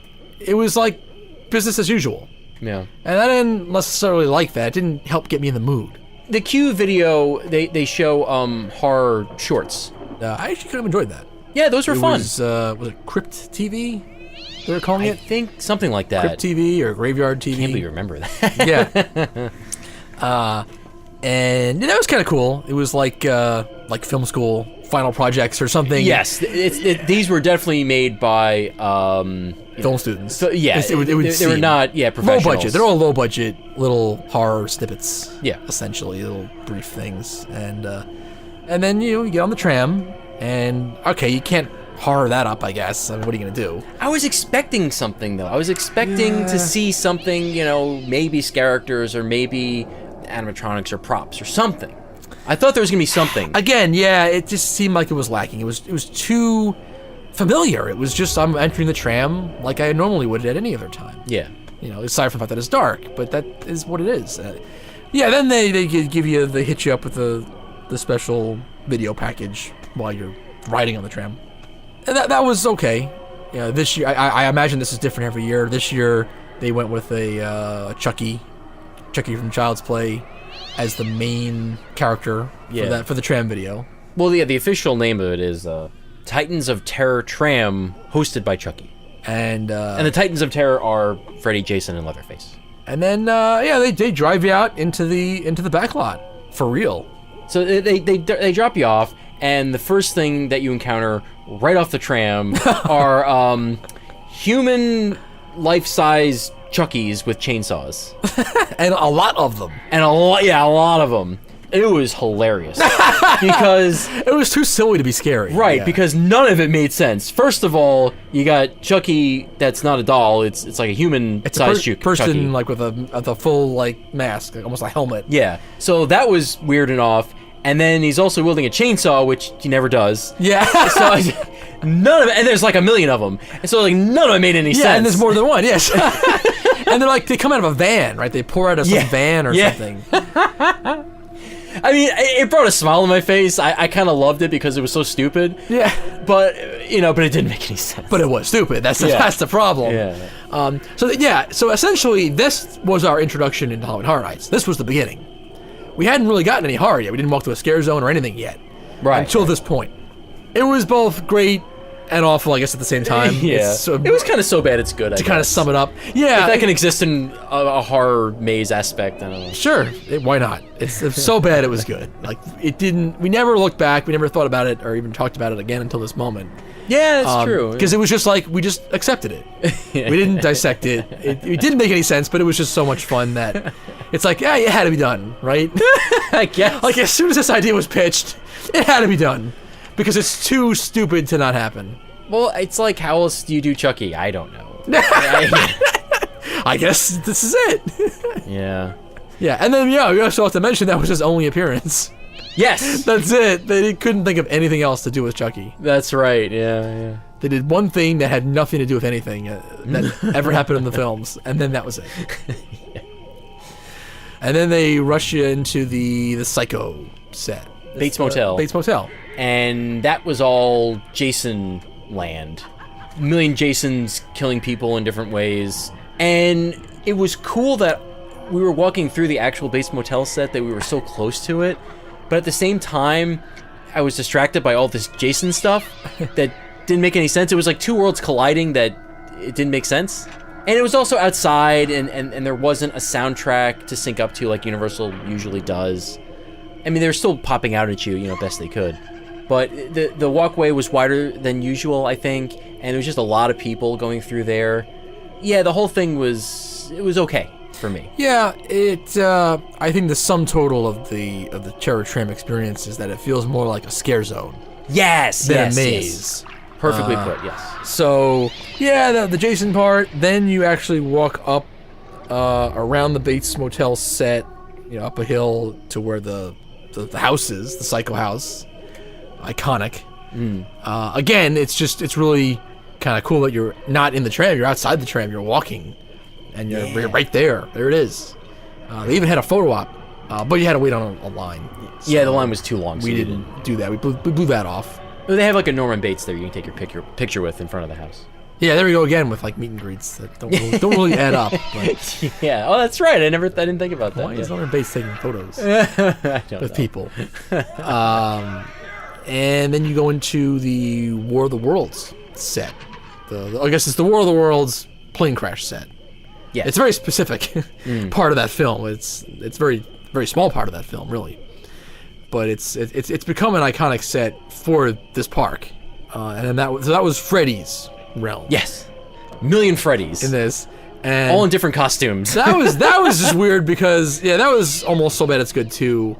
The whole thing was like that. Just because the Freddy's. Oh no! I'm sorry. No, before that, there was the Leatherface part. There was Sawyer Meats. Oh, I totally forgot about Sawyer Meats. Yeah, because it was nothing. It was just a fence like on either side of you, and on the other side of the fence was like a platform where the characters could stand and like get up like over on top of you. Yeah, it was like a small corridor that was kind of short, and then it was the disaster set. And then okay, that's right. And that was weak because it wasn't a movable movie set. Yeah. It was just a made for Halloween Horror Nights thing. Yeah, this is just the elevated. The characters were higher than you. Right, that was the main idea. Was the whole thing. That's right. That was the Leatherface gag, and then the Freddy's, and then again, it's too many Freddy's. It's a universal thing to have your central character and then have a lot of that central character throughout the maze, but never had I seen it in this sort of environment where you're just out, basically a scare zone more than a maze, and you could literally see them side by side. Yeah. Like the Freddy's were gathering up, so it kind of took away. Yeah, well, but then after that you go into Leatherface again, which is weird. Yeah, it was like a finale. Yeah, and that was more like a maze where you go through different rooms, but again, it's all outside. You still don't feel like you're inside ever, and again, there's no soundtrack, so there's, usually they sync up with music and a sting, a jump scare that wasn't there. So it was, just okay. The whole thing was just okay. More like a scare zone, yes. Felt like that. And then you board the tram. And that's it. They just dump you out after that, and then that's it. There was no signs, no cast member. It was just sort of like you're on your own. To get back to the tram to go back. It was sort of, you could kind of see where you're supposed to line up for the tram, but still, it was just kind of weird. Yeah, it was. The way it was all done. And that's it. You just board the tram and go back. And then, there's another on your way back video. Well, half of it was the trailer for the new Chucky movie. That's right. Just promoting that. They just promote the new Chucky anyway, the reboot. So, in theory, it sounds like a great idea. You're going to be on the back lot. You're going to actually be on the real Psycho set and the plane crash set from War of the Worlds. But it's like it didn't really add up for me. It wasn't as cool as I thought it was going to be, but maybe that was because I didn't have time to really take it in, because I'm distracted by all the Halloween stuff and the characters. I don't know what it was that it just didn't... it's like a walking studio backlot tour would have been better. It's like, in its own way, and then, I don't know, the whole thing was... Yeah, it kind of came up a little short. Yeah. I think, yeah. It was just okay. So then it was time for some mazes. Some more traditional mazes. But the first one we ended up doing was a little different. It was The Walking Dead. And that's a little different because that's actually there all the time. So it's a year-round maze. So it's a permanent installation, not a Halloween Horror Nights original, only for that event. Now, the first thing is, it's interesting. It's in no way is it connected to the former year-round mazes that were there. Actually, I did a little research since we've been home. They actually tore that building down. Oh, really? So this is a complete rebuild. I didn't realize that. It was the Van Helsing at one point. It was a mummy, or Return of the Mummy or something, based on the Brendan Fraser movies, which the rides are still based on, at one point. And then it was the last incarnation was the House of Horrors. I think it was called Universal's House of Horrors, which was just a mashup of all their classic movie monsters. But they tore that building down and built this all new. You kind of enter down an alley, and it's really well themed. Yeah. I was getting real excited actually just waiting on this, because this was diametrically opposed to what the average Halloween Horror Nights wait is. Yeah. Which you're just thrown in the backstage area, usually. And we got used to that. It took a little while, but we got used to it in Orlando. That this is what this is, I guess. Okay. They don't theme up the queues, all right. But this one is themed because it's a year-round attraction, so the queue is heavily themed. Yeah, the queue is... I don't know. It's like just as good, or for me, maybe even a little bit better than the actual walkthrough. It was awesome. Yeah, the queue was great. Because like, you know, you enter a hospital, but it's like, you know, hospital after the zombie apocalypse. So lights are flickering, and there's some eerie music playing, and there's like blood on the walls and stuff. It was really cool. Yeah, really graphic. Yeah. Then the larger weight room is, you know, got all the furniture stacked up against the walls and papers strewn about and all this kind of great stuff. It's entirely first episode. Okay. Yes, I haven't of the seen series. any of Walking Dead, but you have. I have, yeah. I'm not like a huge fan, but I live with one though, so Okay. so I got to see a bunch of the episodes, kind of almost random snippets from around the series so far, because it's already too far in for me, and I don't care enough about it to catch up on everything straight through in order. But I've seen a bunch, and I started with the first episode. I did see that, so that queue at least is entirely first episode. The walkthrough is not. Then it jumps around and goes through time over a bunch of seasons. But at least the queue is all about that first episode in the hospital, and the infamous the doors, the don't dead, open inside doors. Yes.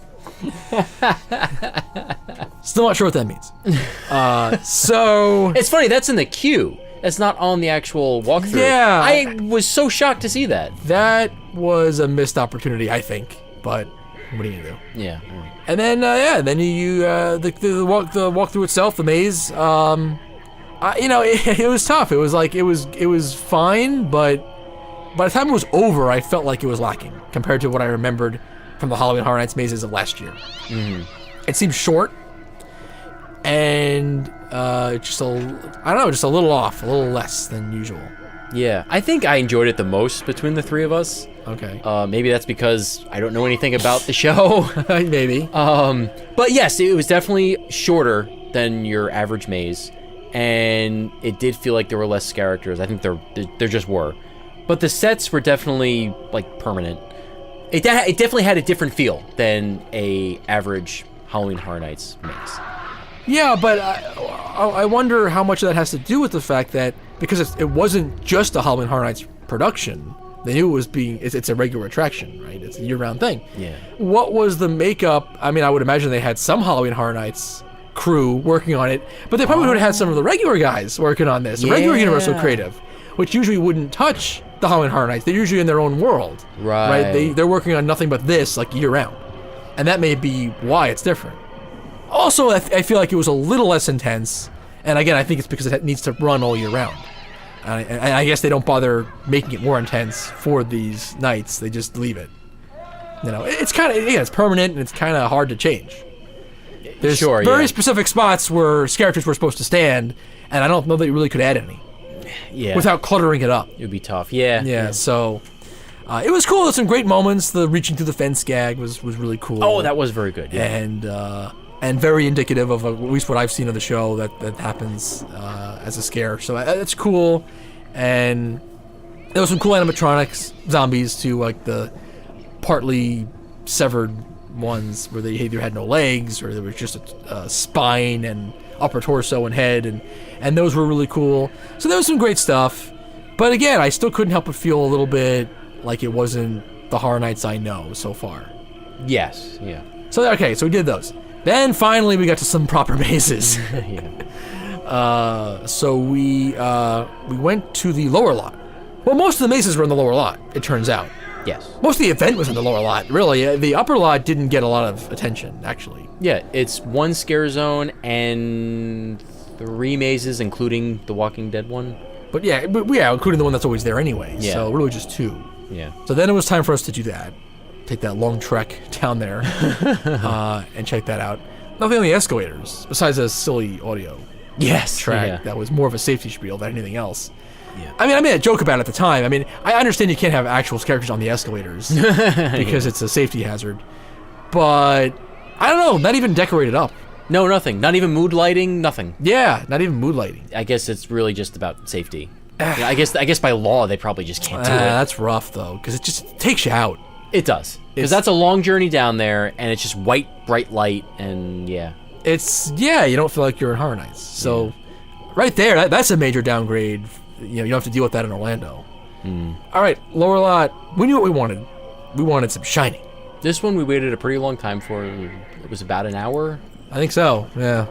This one was one that we were, for whatever reason, we were less sure about what to expect. Part of this is just the fact this is what an hour wait does to you. Like, you have nothing to do, so you just start pondering all these things that don't really matter, but you do it, you do it. Even more so than we do on the show.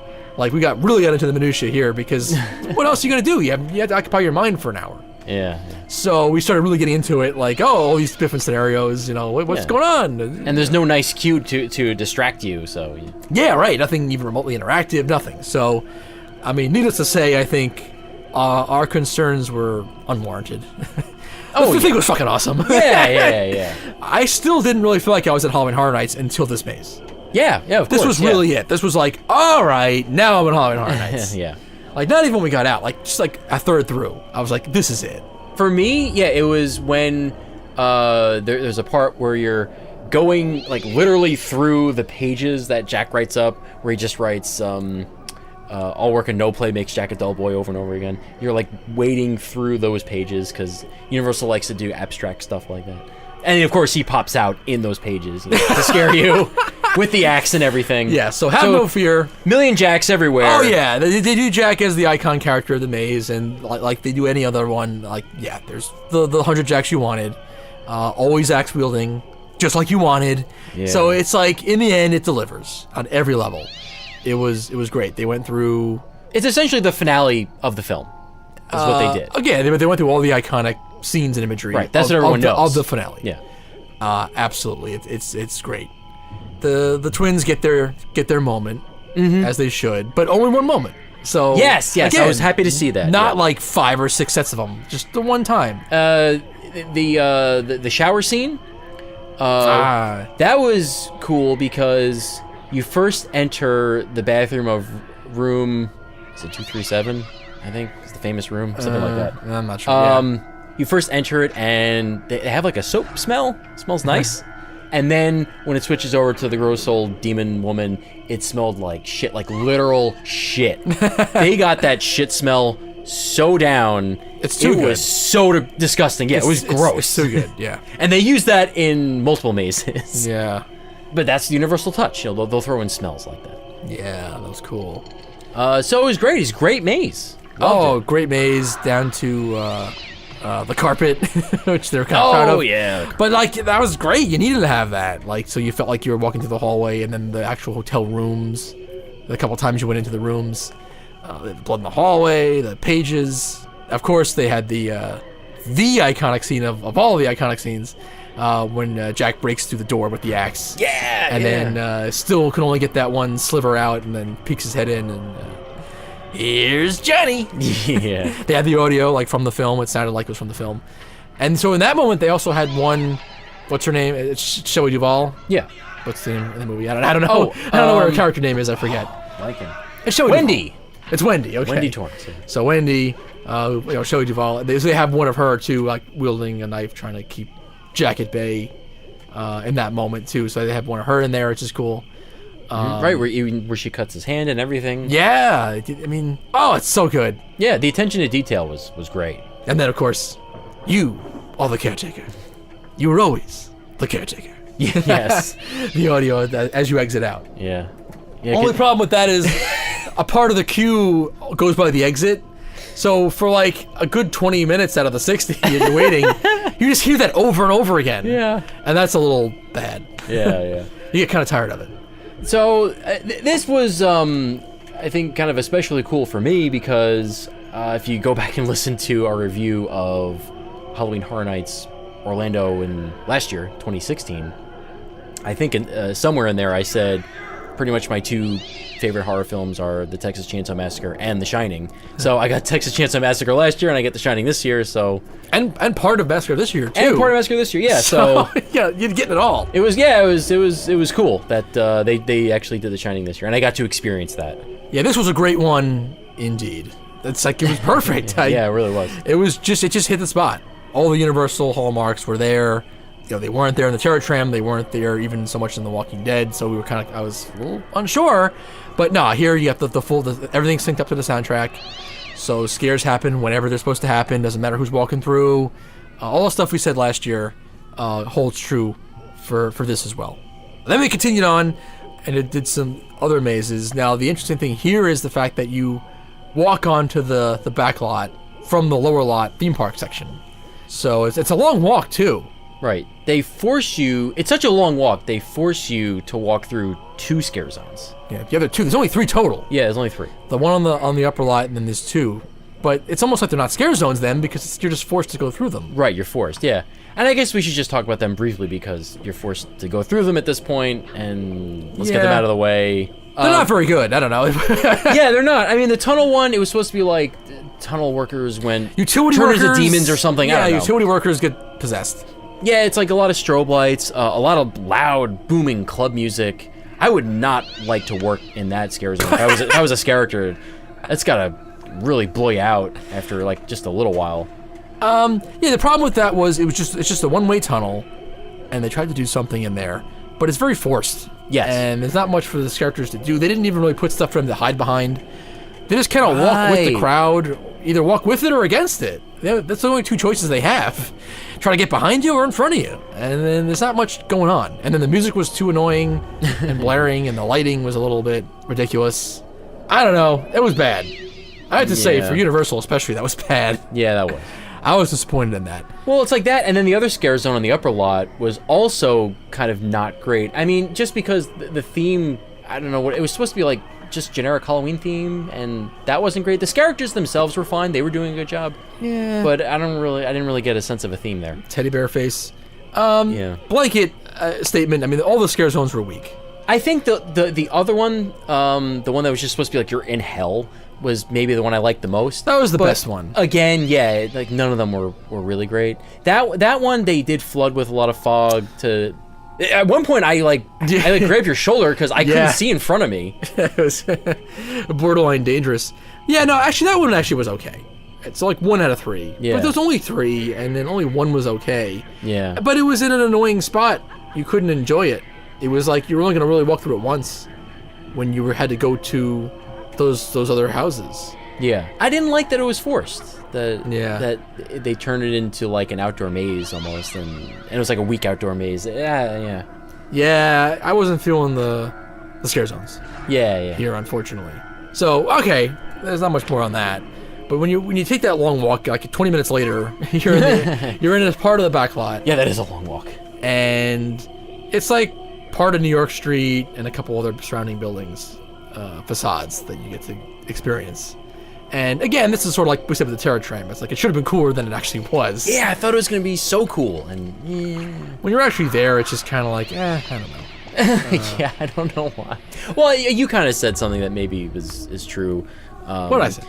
These sets are built to be kind of generic because they're supposed to stand in for any number of cities. So it didn't. There wasn't a specific thing where it's like, oh, that's from this movie. I recognize that. It's like it's just regular average buildings. Yeah, it's like these buildings were in the background of a lot of shit. Yeah. From like a fucking Clarendon commercial all the way up to a major motion picture, but it's like whatever, yeah. And then the best we could do was on one of the queues, one of the longer waits we had in that area, was just to be looking it up and try to see like, oh, movies filmed on Universal's New York Street, and then read the list off, and I was reading off my phone, and it was like, yeah, that gave us some entertainment for a while, but again, it's just like it's just actually being there doesn't have the allure that we thought it would, I guess. Yeah, strangely, it's surprisingly underwhelming. Yes, yeah, but the whole Halloween Horror Nights overlay doesn't help. It just distracts. That's true. But whatever. So you're there, and that whole setup is, I don't know. I don't like it. I'd rather be in Orlando when it came to all that. Mm-hmm. Because it's too weird. You're too many weird long walks back and forth, and then they just had food trucks and like temporary restrooms and with terrible food. Yeah, that food was not good, by the way. Try not to get caught in the backlot section when you're hungry. So whatever. And then the waits were long, and it didn't help either. Didn't help our mood or general morale at this point. So all right, we did Ash vs. Evil Dead. Yeah. That was the next one. Oh, just one more thing before we get into that.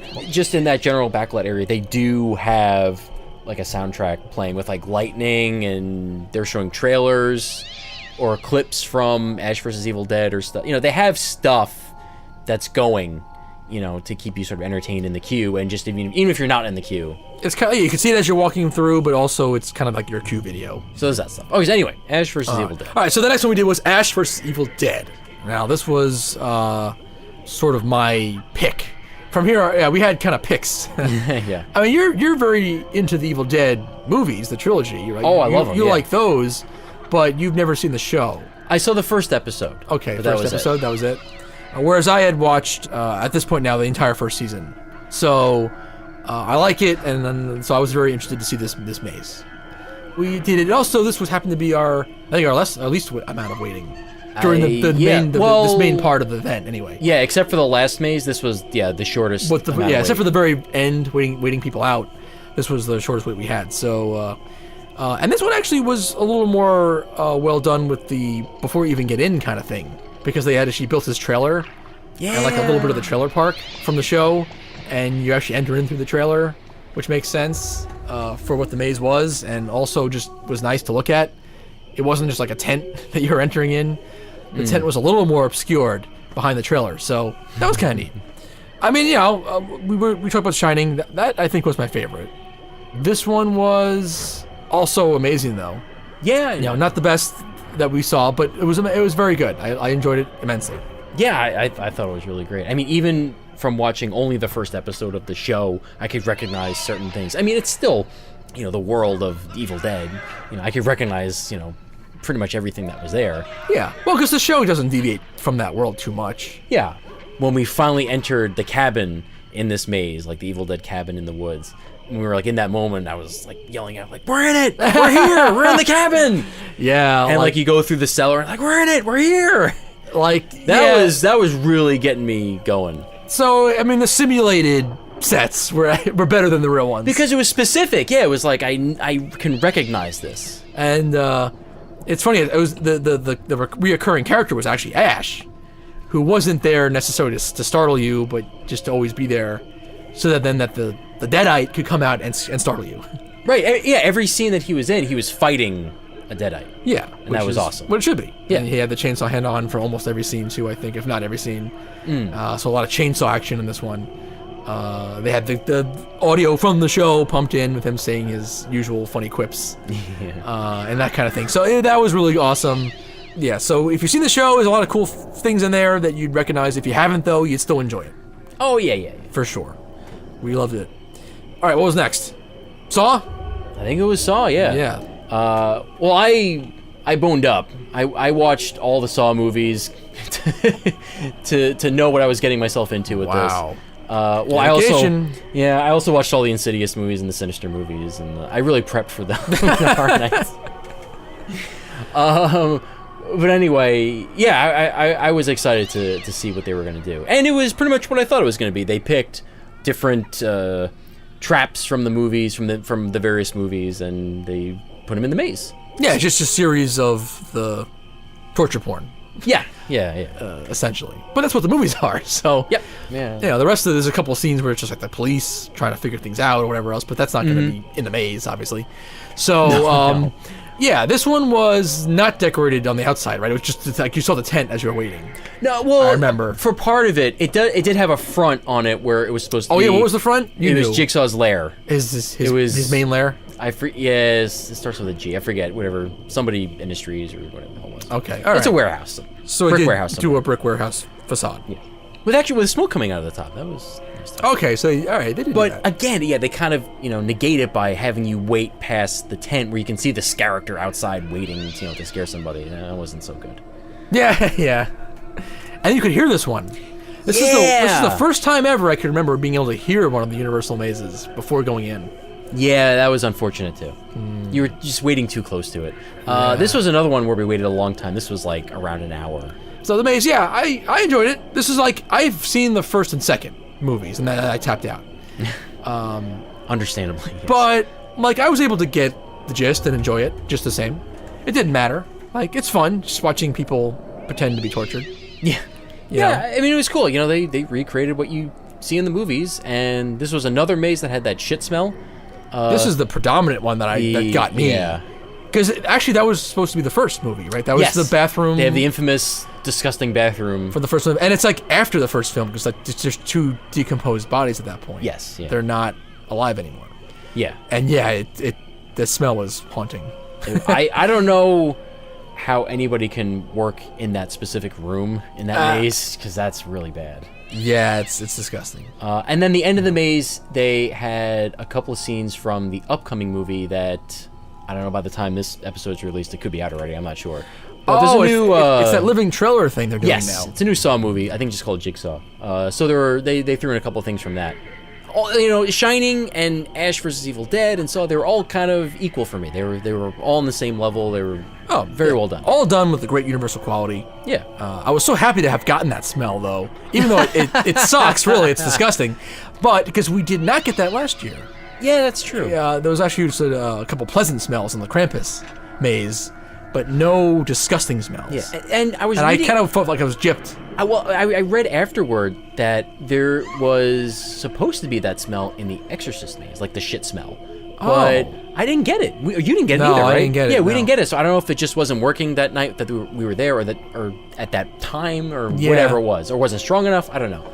All right, yeah, but I'm glad I got it this year, just because. Yeah, because that is a universal staple. It goes all the way back to that, wherever it was, 2002 DVD, where they mention it. You know, we throw that smell in the mazes, and that sets us apart and everything. Yeah, I'm happy. I'm glad I finally got it. Like, oh yeah, this is it. I'm in shit. I'm knee deep in shit. Yeah. So that was cool. So yeah, Saw, another solid maze. So yeah, that's a recurring theme here. Like, not really any stinkers. No. They're all really great, all solid. At this point, we have a shitty meal, and then I think for me, the worst meal I had in the entire state of California. This particular swing through, it was awful, and so the food trucks there suck. And then we had enough of the that area, and it was time to walk back into the park at least. Yeah, we gotta do that 5-mile walk back to the park. And then we did Jurassic Park oh, After Dark. Shit! I almost forgot about this. They do advertise one of the rides being different at night. Oh crap! This is Six Flags. I will say this is literally a Six Flags job. The whole thing comes down to a Guns N' Roses song and a strobe light, and that's it. It was so bad. All right, so the almost the entire ride for the Jurassic Park is the same. 90% of it's the same. It's just the fact that it's dark. Yeah, it's just when you go up that lift hill into the show building, as soon as you come off the lift, "Welcome to the Jungle" is playing. It's like the very end of the song too. And they throw a couple of strobes in there, and that's it. And that's it. And everything else is exactly the same. It was pitiful. It was so bad. Yeah, that was just really cheesy. Yeah. That's all they could muster up. I guess that wasn't even so bad it's good. I was laughing at the time. Oh, it's not so bad. No, it's not. It was just bad. All right. It was just bad. I mean, I still like that ride, so I was like, fine. It gave me an excuse to go on one more time. We did it in the daytime too, so it was like a second ride that day. Like, that's fine. I love that drop. So it's like, I'm fine with it, but it's like, it was lame. I would have had more respect if they did nothing different. Yeah. Because that was pathetic. It was pitiful. Yeah. For Universal, that was pitiful. And it was kind of amazing that we did it because it was really cold that night. It got chilly, yeah. The temperature really dropped. So yeah, we did that. That's pathetic. Do not recommend that. No. Don't bother if you run out of, you will run out of time. It's like, if you run out of time, you will run out of time in this event. And then we only had time for one more, right? That's right. We only had time for the Titans of Terror maze. Titans of Terror. So there's Titans of Terror tram, and then there's Titans of Terror maze. Yep. Don't be confused. 2 separate things. Yeah.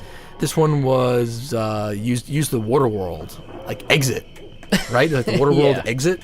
And what do you think? I don't know. This was my favorite. Wow, your favorite. I loved it. I mean, we hit this. Maybe it was because, or partly because we hit this maze. What? It was like 10 or 15 minutes before. I would close. say it's about 10 to 2.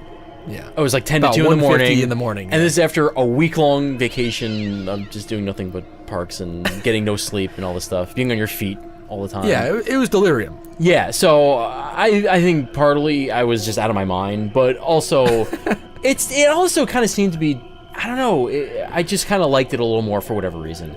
Was it nostalgia? It was just those classic slashers. It's weird because it's not like, I mean, I like the Freddy movies. You know, the Friday the 13th are all right. The first 2 Chainsaws are incredible. You know, the other movies are not so great. But it was just a really cool maze. It was cool to get all 3 in one. I didn't think it would work as well as it did. You start off by going into a house in a kid's bedroom. They did a really neat thing. Yeah, they tied it together. They actually set it up where it's like a kid is watching, what is he? He's watching Texas Chainsaw while wearing the Jason hockey mask and a Friday the 13th mask sweater and a Freddy and Nightmare on Elm Street, something like that. Freddy or he's got sweater. the glove on too, or something. Or no, maybe it was the Freddy. It's just the glove, and then there was a Nightmare on Elm Street poster. Maybe is what it was. It's like they really want to hammer home that this kid is a huge horror fan. It's like a huge horror fan, but specifically those 3. Yeah. Those 3 franchises, those 3 characters, I guess. And then, you enter his bedroom, and then I can only assume he's like in his pajamas though too. So it's like he falls asleep maybe, and then like you're gonna now go through his dream. Yeah. Where he's dreaming of having a living encounter with each of these 3 iconic characters from the horror films, and they use a really cool spinning light effect as the transition. That was awesome. For each part of the dream. Right. So you get the idea that, okay, this is the transition again. I get it. Like after the second time, really, you get it. The first time, it just feels like it's a neat little thing. Well, because the first one you go through is the Nightmare on Elm Street one, so that's a red spinning light. The Friday the 13th, I think, is a blue spinning light. I think it's blue, yeah. And then the Leatherface ones is just white. I thought it was green. Maybe. Or is it green? Yeah, it's something. Whatever.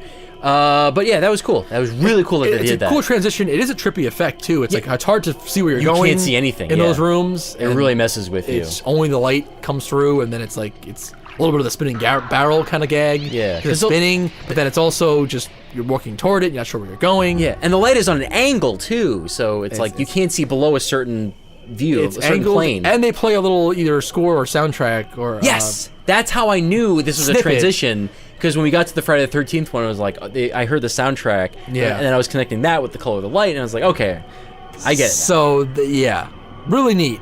It's like simple but very effective. Yes, perfect. Yeah. Perfect, really. And it was cool that they did stuff from the movies. Like, I recognized a lot of the Nightmare on Elm Street stuff, and of course the Leatherface stuff. The Friday the 13th stuff tends to blend together a little bit more for me in my mind.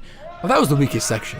It was, but at the same time, it was like the weak middle. They held us for that Friday the 13th transition, so we were right at the front, and Jason was coming, especially you, because you were in the front. Yeah, he was coming at you all the time.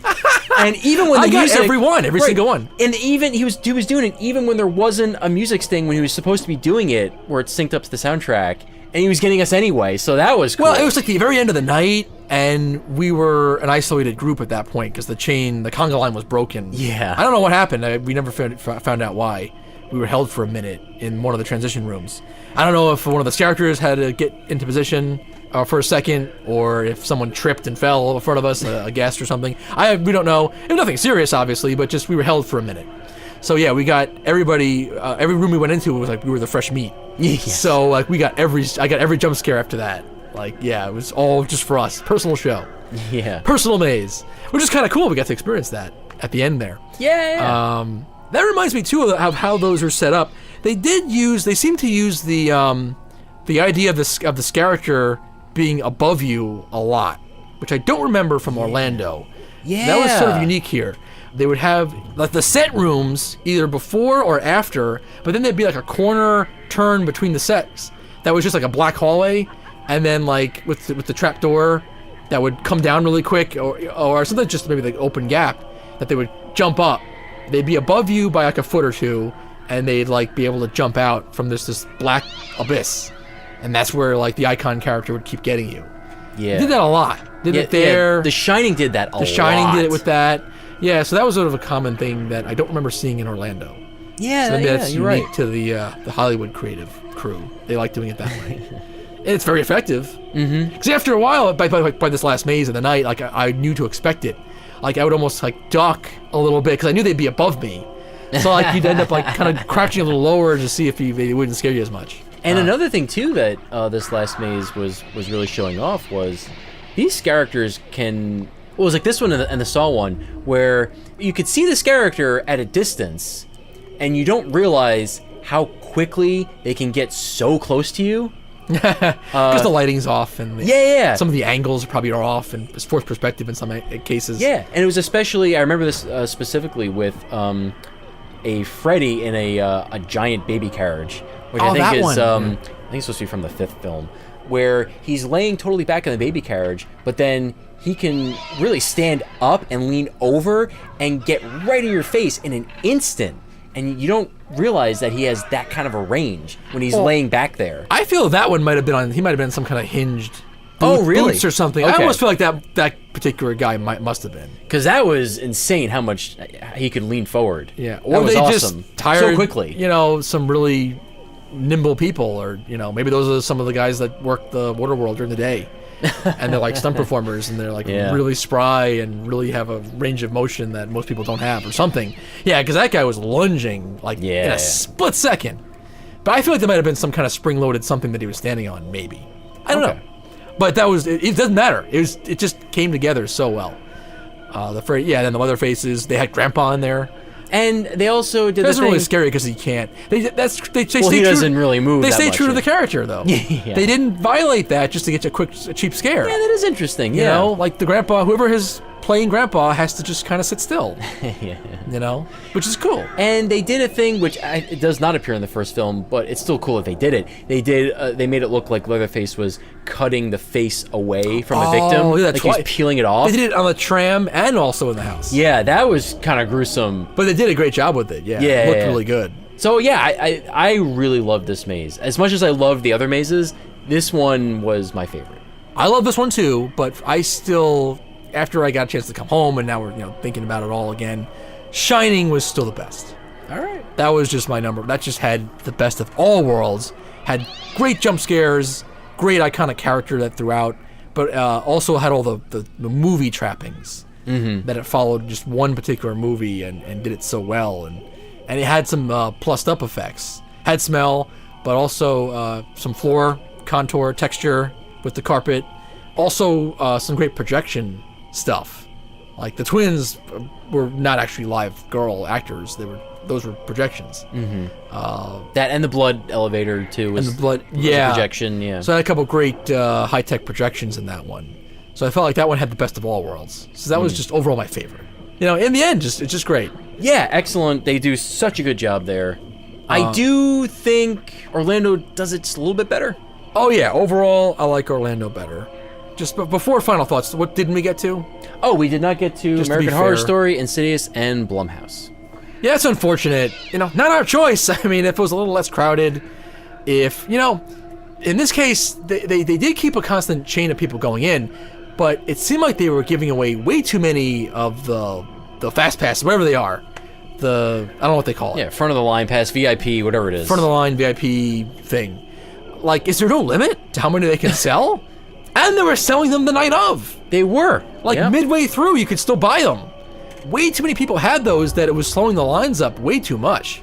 Yeah. Like, I understand, to do it, I guess, but like, you gotta limit that stuff.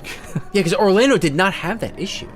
Yeah, Orlando, like, you noticed when it would stop occasionally the line, but like, it didn't get to the point that it was slowing the waits up so badly. This was like, it got to the point where you almost had to have it. You almost had to buy into it. Yeah. Yeah, if without buying into it, there's no way you could get every maze. Oh, yeah. You just ran out of time. That's right. I mean, it's just no way. You absolutely ran out of time. It wasn't like we didn't get one, we didn't get three. And it was not even close. Here we only didn't get three, and we didn't see the show. Oh, that's right. Yeah. We did not see Jabberwockies. We had no interest, honestly. No. Anyway, so I don't really care. It's just a but- dance show. I don't really care. Yeah, it's a dance show. It's a dance troupe that Universal has just hired. Yeah, again, It's not even a Universal original. like that other, I forget the name of the show that Orlando had last year. It seems like below Universal to do that kind of thing. This seems even worse than that, though. But it does, yeah, it's right. It's not even Halloween. Yes, exactly. They just wear the creepy white face wear a masks, white and like that's the deal. Mask, yeah. Which I mean, I did a little research when we got home, and it's like that's just their thing, though. They didn't even do that specially for Universal. Yeah, I'd be better off if they brought back like Beetlejuice's Rock and Roll Graveyard Review. yeah. Just for this event. Yeah. It makes more sense. The mazes we missed, they were our lowest priority, so neither one of us was bummed out per se. Right. But I mean, I still would love to have seen them just because, I mean, you pay all this money, you Oh, go of to the, you course. fly to the other coast. I mean, I would have liked to have seen them, but it just wasn't happening. What are you going to do? And you even Yeah. boned up on the films, too. Yeah, I so did. it's kind of a shame. Sat through those shitty movies. Those were awful. And then you didn't get to go through the maze. But you should be able to do it in one night, though, is the thing. And the fact that we had no chance was unfortunate. All right. So final thoughts. But overall, going forward, I'd rather be in Orlando. yeah, me Orlando's too. Halloween Horror Nights is the superior one, I do think. It's kind of supposed to be, I guess, and it is. Yeah. I don't need to ever do this one again, really. I could just go back. I could once every few years re-up on Orlando's and never do this one again. And I'd sure. be fine. I'm happy I did it once. I'm happy I did it back to back so that I could make the comparison fresh in my mind. But Yeah. still, but still, but still, it's great, But still though. solid in its own right. Yeah, if you're in Southern California and during this event, when they're having this event, I would definitely recommend it. It's Oh great. yeah, I'd still recommend it. It's like it's not as good as Orlando, but not by a whole ton. It's like Yeah. it's just a half step behind, Yeah. maybe. The mazes themselves were just as good. Mm-hmm. Interesting, we talked about toward the end of our Orlando review or discussion about the crowd, and it becomes kind of a Six Flags crowd. Not as much here. One of the things is there's no hard liquor. They only did beer and wine at the West Coast Horror Nights, and only selling it like at separate locations in the Midway. They weren't pushing like hard booze shots in the queues like they were at Orlando. So that was different. That was a departure, and I think that might be one reason why the crowd was not as crazy. Yeah. I don't know if it's good or bad. I mean, it didn't get so bad that it ruined my time in Orlando. So it didn't really mean anything different for me. It just seemed like the crowd was a little less rowdy and rambunctious here in Hollywood. Yeah. And that's about it. And then they still have a few rides, handful of rides open, same as Orlando. Yep. Not everything, but a few things. Enough for people who still want to do some rides. They do close Potter though. Yeah, they do. They close Hogsmeade, which is different. They kept London Potter open in Orlando. All right. Well, we did it. We survived. Now both Halloween Horror Nights, both premiere events, and they are tops, right? So they still say they're 1 and 2, Yes, I would say like so. Orlando 1, Hollywood 2, and then Knott's it depends. or I kind of feel like Knott's might be Tampa. actually right there, number 3, and then Yeah, Bush right. Tampa number 4, Sure. and then I don't know, King's Dominion maybe rounds at number 5. Maybe. Yeah. Maybe Williamsburg, actually. We got to go back to that Well, one. yeah, we got to do We that. got to do the other Hollow Scream soon. It's been too long. Maybe that's top 5 right there for you. So there you go. There's your Halloween episode. Stick it. Take it and stick it. Did we scare you? I don't know. We don't scare people on the show. Boo! Thanks for boo! Writing. Boo!